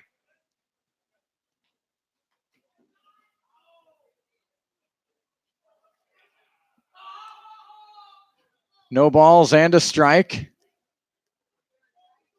And Kim able to lay off that curve. 1 ball, 1 strike.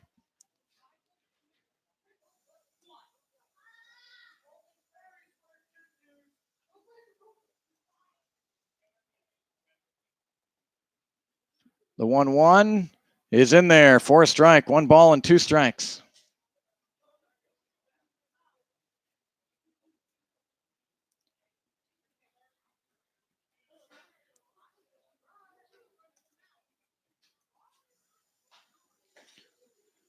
Kim able to foul that one off. Ricochets right back to short.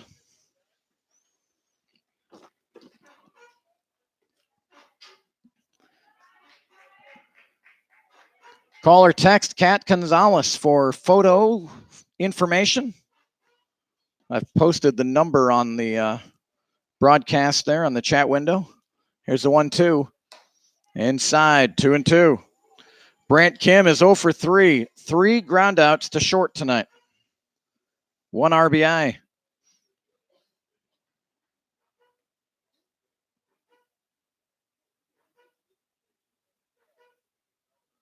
The 2-2.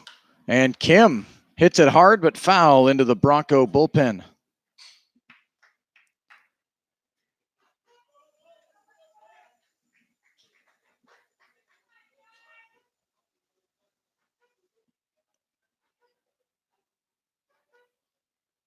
The 2-2.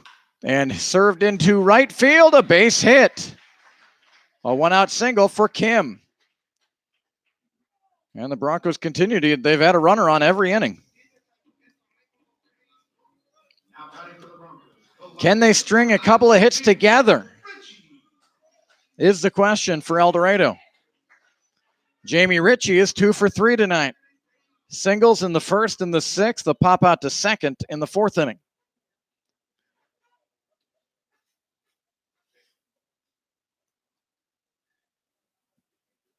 And that curveball diving down low, 1-0. And again, the middle infield really pinching in towards second. See if El Dorado can take advantage. The defensive alignment's been solid so far for Wichita. And Ritchie looks that up and in, 2-0.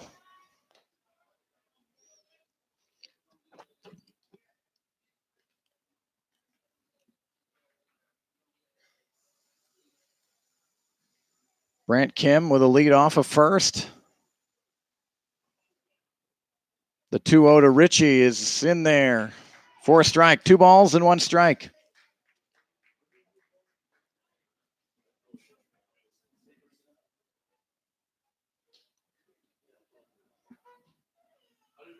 And high, 3-1. Connor Kinn, another all-star for El Dorado, waiting on deck.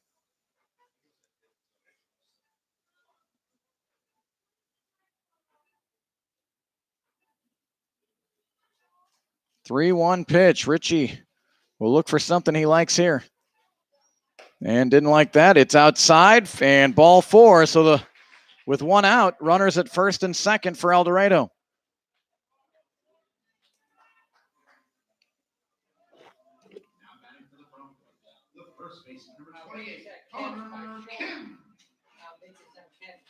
Yep.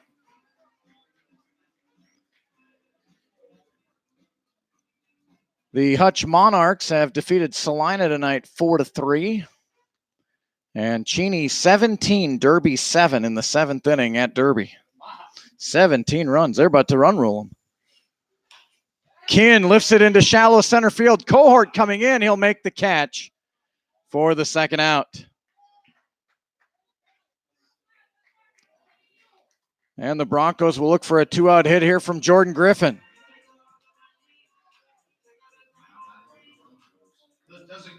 El Dorado winning last night 3-2. Complete game win for Adam Stevenson. And it was a single run in the bottom of the 8th inning that broke a 2-all tie. 2 games here in El Dorado for the Sluggers. They've only trailed for a half inning. But they are looking for a split of this 2-game series. They've been tied or in the lead most of the last 2 nights. Griffin pops it up into foul territory, giving chases Jones, and a great sliding effort, and slid into the netting there and hit his knee against, I think, some of the cement there. Great effort by Jones. Unable to get the catch. He'll shake it off, it looks like, and return to play. And new life for Jordan Griffin. Griffin 0 for 3 tonight. A strikeout, hit into a fielder's choice, and hit into a double play that ended the 6th inning.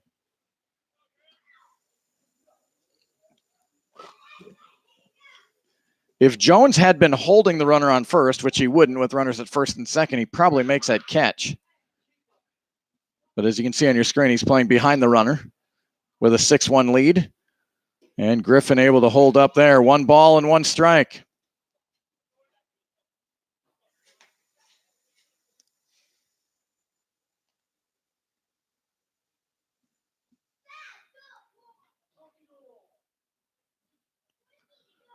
Down at second is Brant Kim. At first, Jamie Ritchie. The pitch by Griffin tapped towards Burgess at short. This will be a tough play over to first. Not in time. So an infield single for Jordan Griffin. And the bases are loaded for Tanner White. First hit with runners in scoring position on the night for El Dorado. Of course, it was not going to score anyone. So now the base is loaded, 2 outs. Tanner White is 2 for 3 with a couple of singles.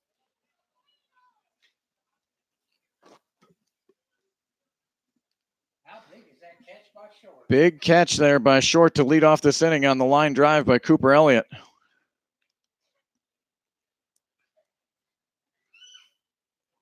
First pitch to White, lays off, 1-0. Gary, I'm looking at that right center field. If Tanner could just poke one in there, Isn't that something? he could score 3 for sure with the speed of Griffin over at first. The 1-0 and hit hard down the first base side, foul.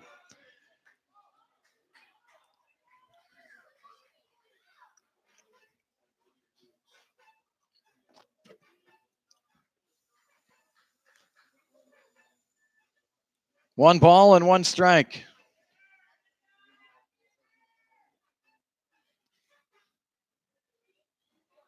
And White hits it into right center for right field. It'll be fielded there by Lopez. 1 run will score and 2 runs will score. Tanner White moves down to second base on the throw.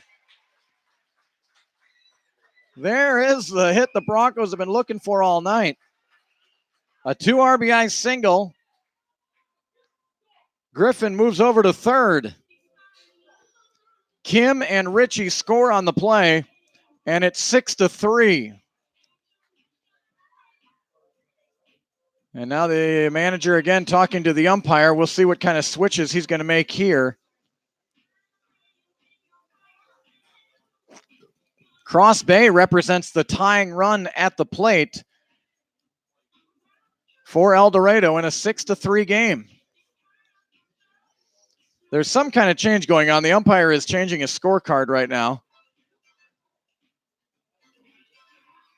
Normally, when the manager talks to the umpire, they immediately indicate to the bullpen to come on in.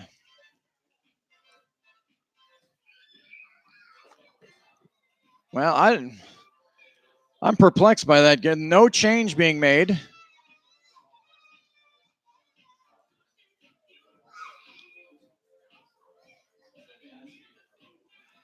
So the Sluggers will stick with Short on the hill. And Cross Bay will stand in. The catcher, number 46, Cross Bay. Broncos scored 1 in the 8th last night to take the lead and win. They've scored 2 to get it to 6-3 now. and the tying run at the plate in Cross Bay, who has a home run on this summer. He's 1 for 3 tonight. First pitch to Bay, hit hard at short. Burgess has it on one hop, throws over to first in the turf. Jones able to corral it. Nice play there by Jones. And that's the end of the inning. Tough luck for Cross. He hit it hard, but right at Burgess. 2 runs on 3 hits for El Dorado. They leave 2 in scoring position. We go to the 9th inning, 6-3 Wichita.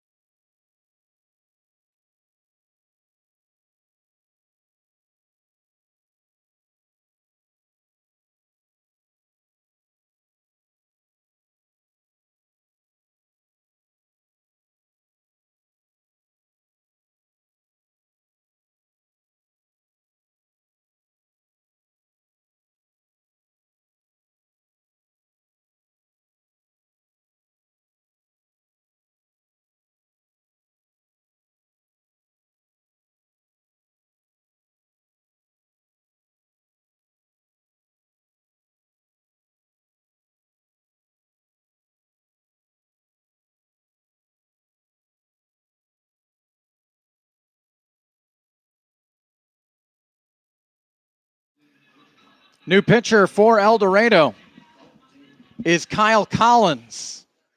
10th game of the summer for Collins. No record, 2 saves, a 7.78 ERA, and a swing and a miss from Dalton Daly to lead off the 9th.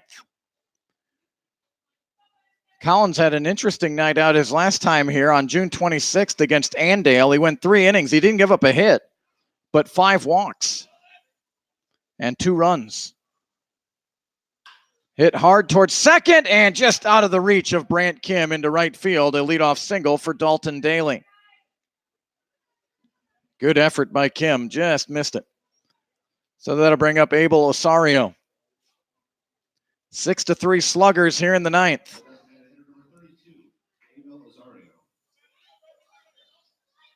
17 innings of work for Collins. 20 strikeouts, 20 walks.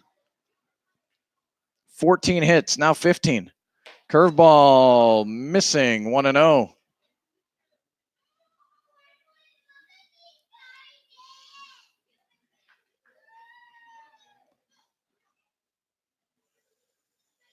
So a ball and no strikes here to Osario. Strike 1, pitch by Collins. Julian Ripp started the game as the DH, singled and scored. Then Osario came in the 3rd and a sacrifice fly. And he has flown out to left and flown out to 3rd. So 0 for 2 with an RBI tonight for Osario. And a swing and a miss, strike 2. Kyle Collins out of Cat Spring, Texas. Folks are here, aren't they? Were they one? I can't remember. Runner on the move. Osario just got a piece of that to foul it off. Yeah, they are here. The Collins folks.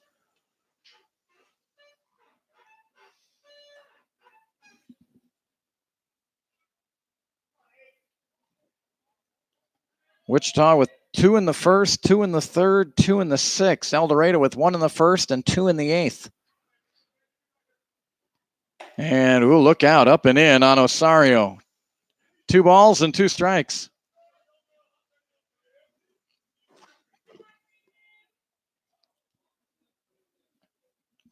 Leadoff single by Daly. He's at first. He bounces around on the base pads a lot. Leaning towards second. And on the move, the pitch is low. Ball 3. The throw down to second, not in time.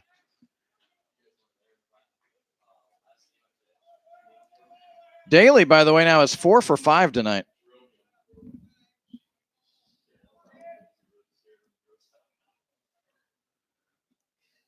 And has been kind of a theme here tonight, Gary. The Bronco pitchers get up 0-2, 1-2, and now we're at 3-2.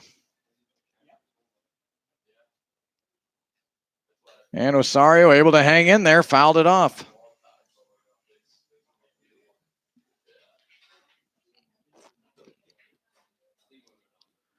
Doubleheader tomorrow for El Dorado and Hayesville. Check out the Aviators YouTube broadcast. A 3-2 again to Osario, and again fouled out of play. If that had been a little bit lower, Gary, that might have hit the window here.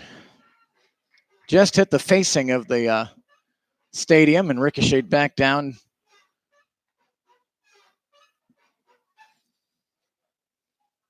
Another 3-2. And high. Good at bat by Osario. So a single and a walk. And Adam Thies will come up there.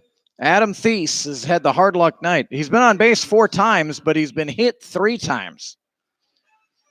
Now the Bronco record, Gary told me, is a player getting hit 4 times in a game.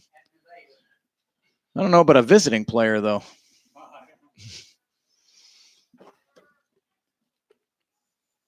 And right around the helmet, missing 1-0.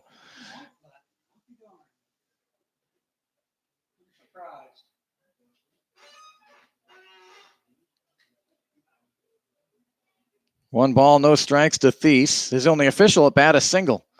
And that's in there for a strike.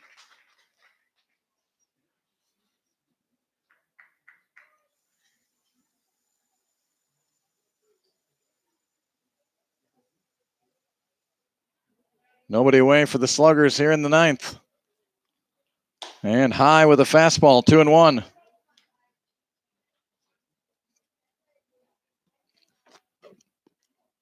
Collins trying to keep it at 6-3. Try to give the Broncos a shot in the bottom of the 9th inning.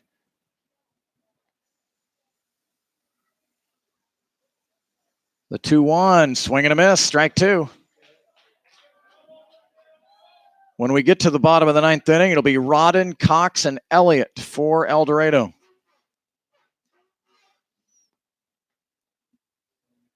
Two balls and 2 strikes to Adam Thies. And fouled it off. Boy, the Sluggers with 2 strikes have really been able to foul off pitches and hang in there. Britt Brown tonight, 3 innings of work, gave up 2 hits, no runs, 2 walks, 2 strikeouts, and 1 hit batter.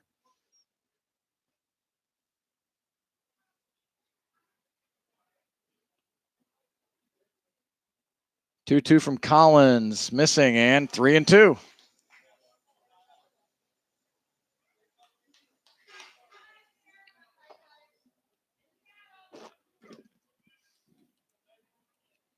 Big pitch here from Collins with runners at first and second. Nobody out. The 3-2 is lifted into right field. Cox is under it. Daly tagging at second. The throw will come in all the way to third. Nice stop by Rodden.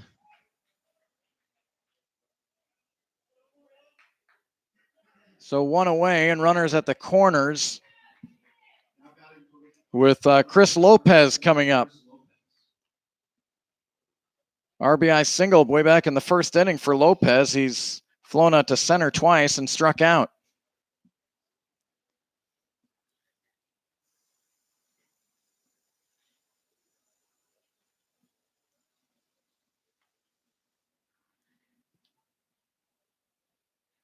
First pitch to Lopez, missing 1-0.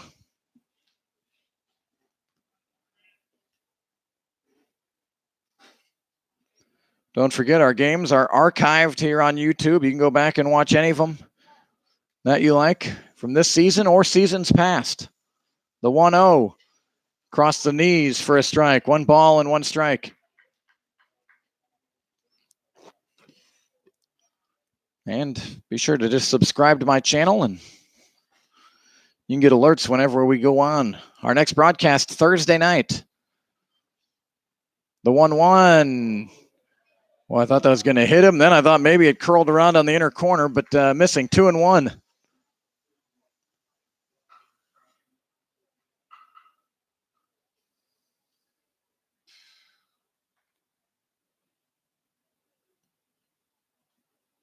Two-one pitch is in there. Fastball, 2-2.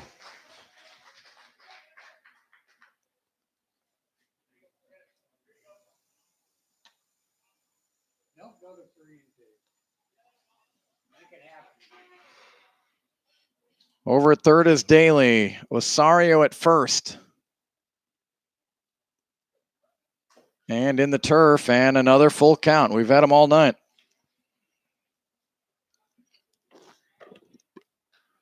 Three balls and 2 strikes to Chris Lopez. Josh Jones waits on deck. 6-3 Sluggers.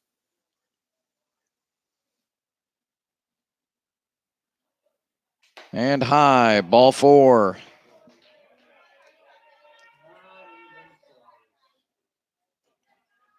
So the bases are loaded. How will El Dorado want to play defensively here against Josh Jones?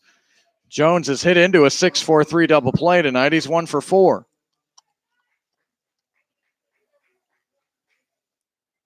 Fifth walk issued tonight by Bronco pitching.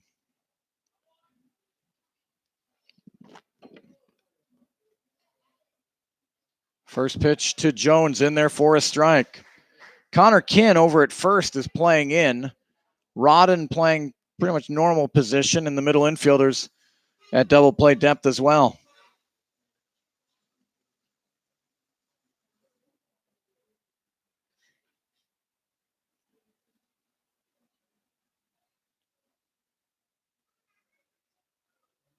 Cross base setting up, looks like on the out, there's third, and that one missing. 1 ball and a strike. But the guy that has control needs to set down the middle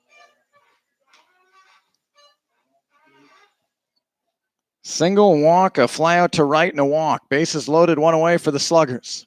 Here comes the 1-1, and hit hard into left field. That will score 1. Ritchie's got it, and the runner from third coming home. Here's a throw home, and Bale couldn't handle the throw. 2-run score, Osario and Daly. The throw came to Rodden. I don't think he thought he had to play it home, and he did. And that throw led Bale to the first base side of home, and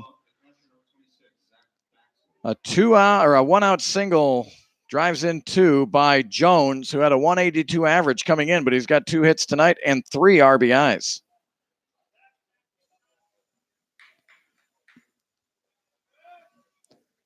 In the turf to Baxler.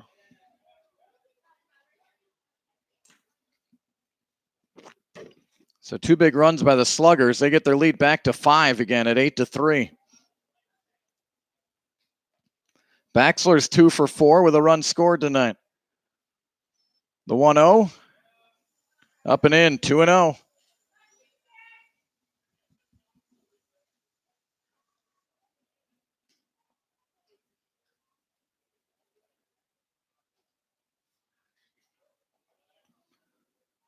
Lopez at second, Jones at first. There's a swing and a miss by Baxler, now 2-1.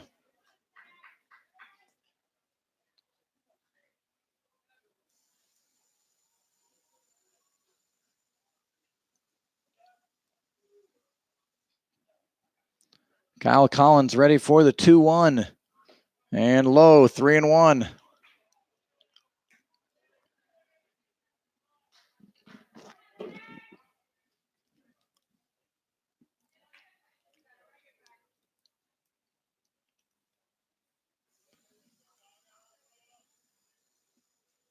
3-1 pitch, fouled off, 3-2. Gary, another 3-2 count.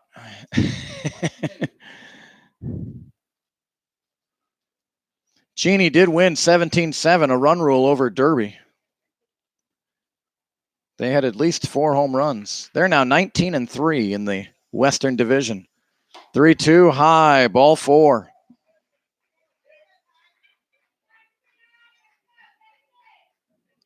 So base is loaded with 1 out for the number 9 batter, Caden Cohort. Singled his last time. He is 1 for 3.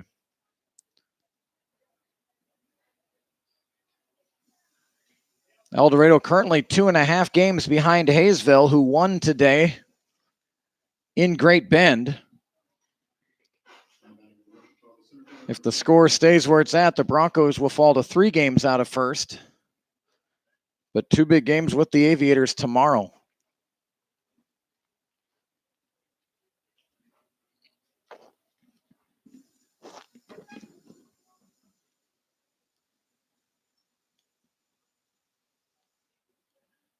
And the first pitch from Collins missing, 1-0. I think I mentioned last night the Sluggers were the last team that the Broncos haven't seen. We haven't seen Hayesville yet, thanks to rainout.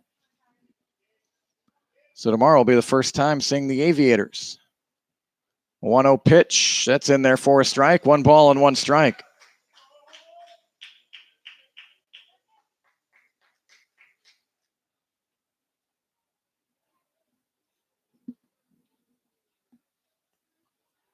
One 1 from Collins, lifted foul, 1-2.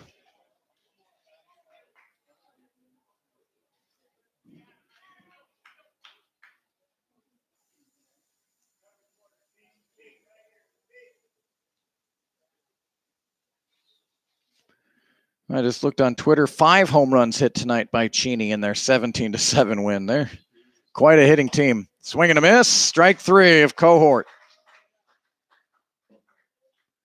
So bases loaded, 2 out for Colton Burgess.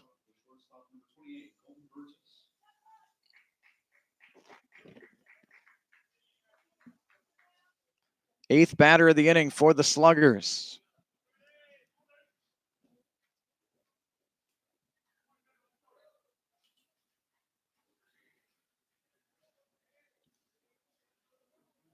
And inside, 1-0.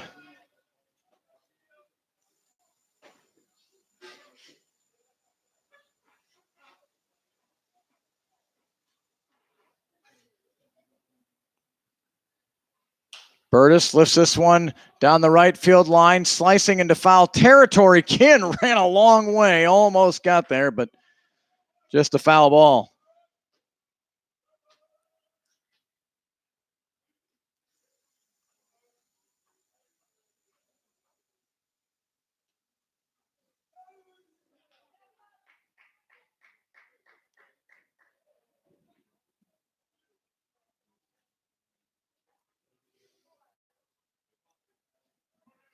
So 1 ball and 1 strike to Burgess, who's walked his last 2 times up. He's 0 for 3.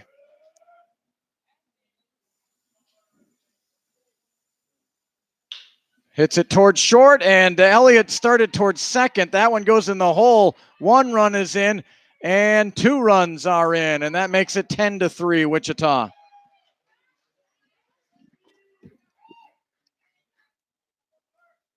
Two RBI single for Burgess.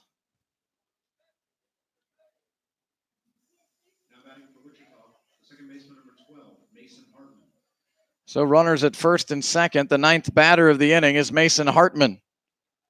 Struck out looking his last time up. That was against Britt Brown.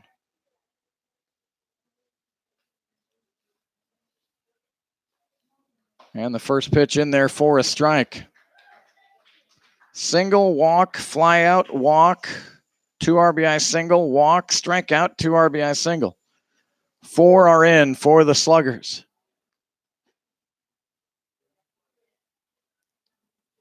Swing and a foul tip into the glove of Bay, 0-2. Well, El Dorado felt pretty good, got it to 6-3 after the bottom of the 8th inning, but 4 added on here by Wichita in the 9th. Sluggers don't play again till Saturday after tonight. There's a shot into right field, a base hit. Cox takes it on one hop, and the throw home is offline. Bay stops it, and the runner stopped at third. So this will make Gary and his point streaks computer happy. The Sluggers have batted around. Things always go kooky for Gary when this happens.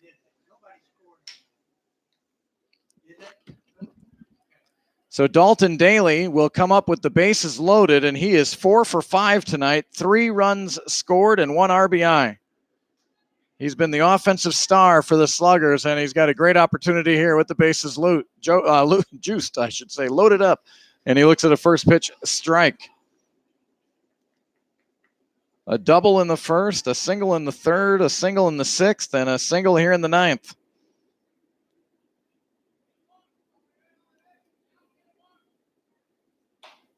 Upstairs, 1-1.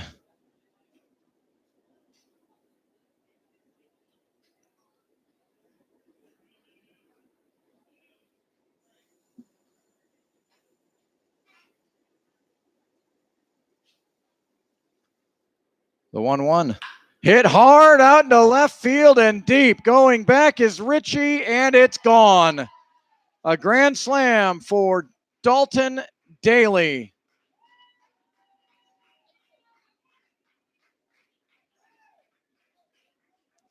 And that makes it 14-3. Big night for Daly. 5 RBIs, 4 runs scored, and he's 5 for 6.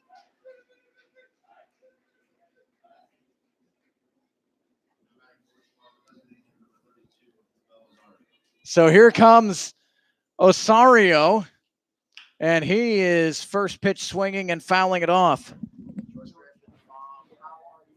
Great to meet you. Thank you so much. I enjoy you over the meet. Thanks. Just be talking back and forth to each I other. love it. I love it. No, busting and And John is coming. he'll be here 4 p.m. Fantastic. Osario pops this one up into foul territory. Rodden will drift back and cannot make the catch. It'll be 0-2.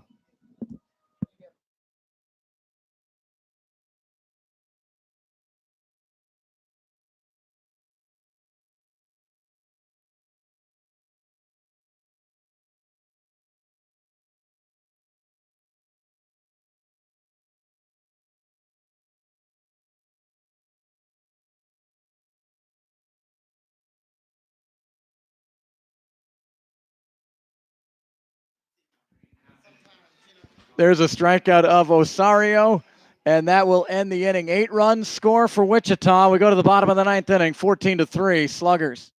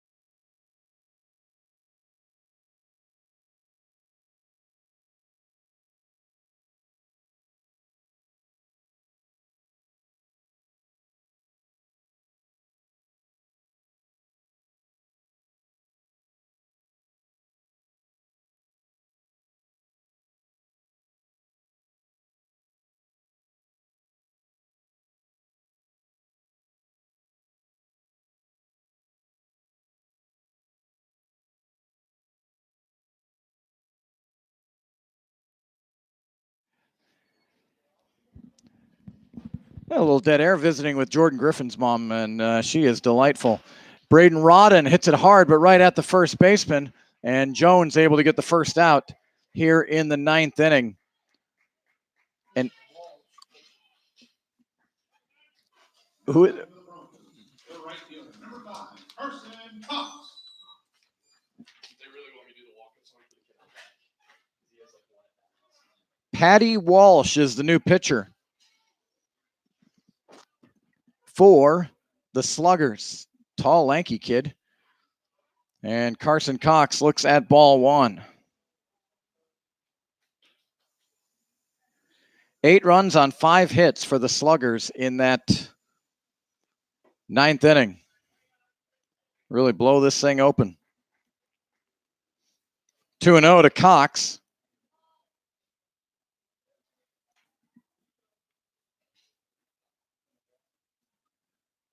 And now 3-0.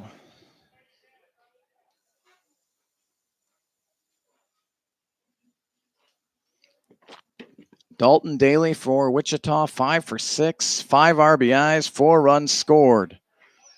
4-pitch walk to Carson Cox.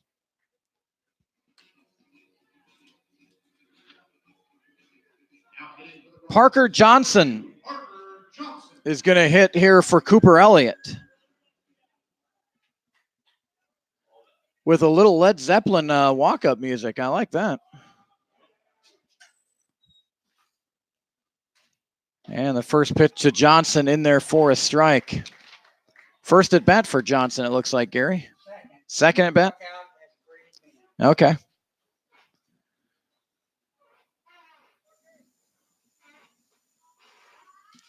And Johnson fouls this one off. Parker is from El Dorado, 5'9", 170. Goes to Tabor College. Oh, is going to Tabor College. So 0-2 here to Johnson.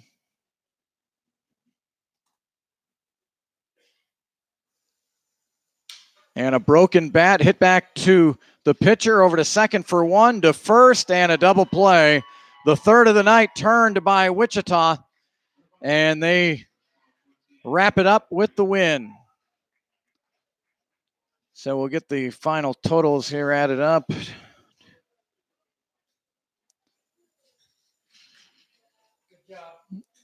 And 1, 2, 3, 4, 5, let's see.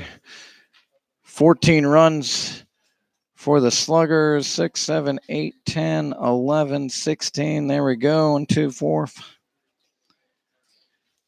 All right, so the final numbers tonight for Wichita: 14 runs on 16 hits, and they left 7 men on base.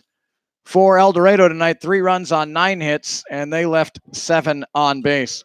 The winning pitcher is Ryan Lumpkin, and Cal Carver gets the loss. No save tonight, and time of tonight's game, 2 hours and 58 minutes.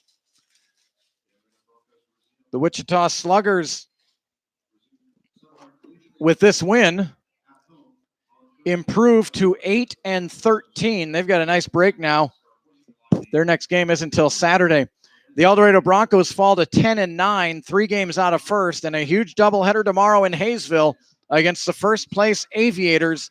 I won't have the call of that game, but if you look for the Aviators YouTube page, you can watch the doubleheader 5 and 7 o'clock. And again, they kind of have an interesting angle behind the third base coach, but it's a broadcast nonetheless, and we wish the Broncos well tomorrow. Hope you have a great rest of your Sunday night. 14-3 in favor of Wichita. And that'll wrap it up for us here tonight. Kurt Caden asking you to choose joy. Please be sure to tune in Thursday night for our next broadcast here against Great Bend. Until then, good night from El Dorado.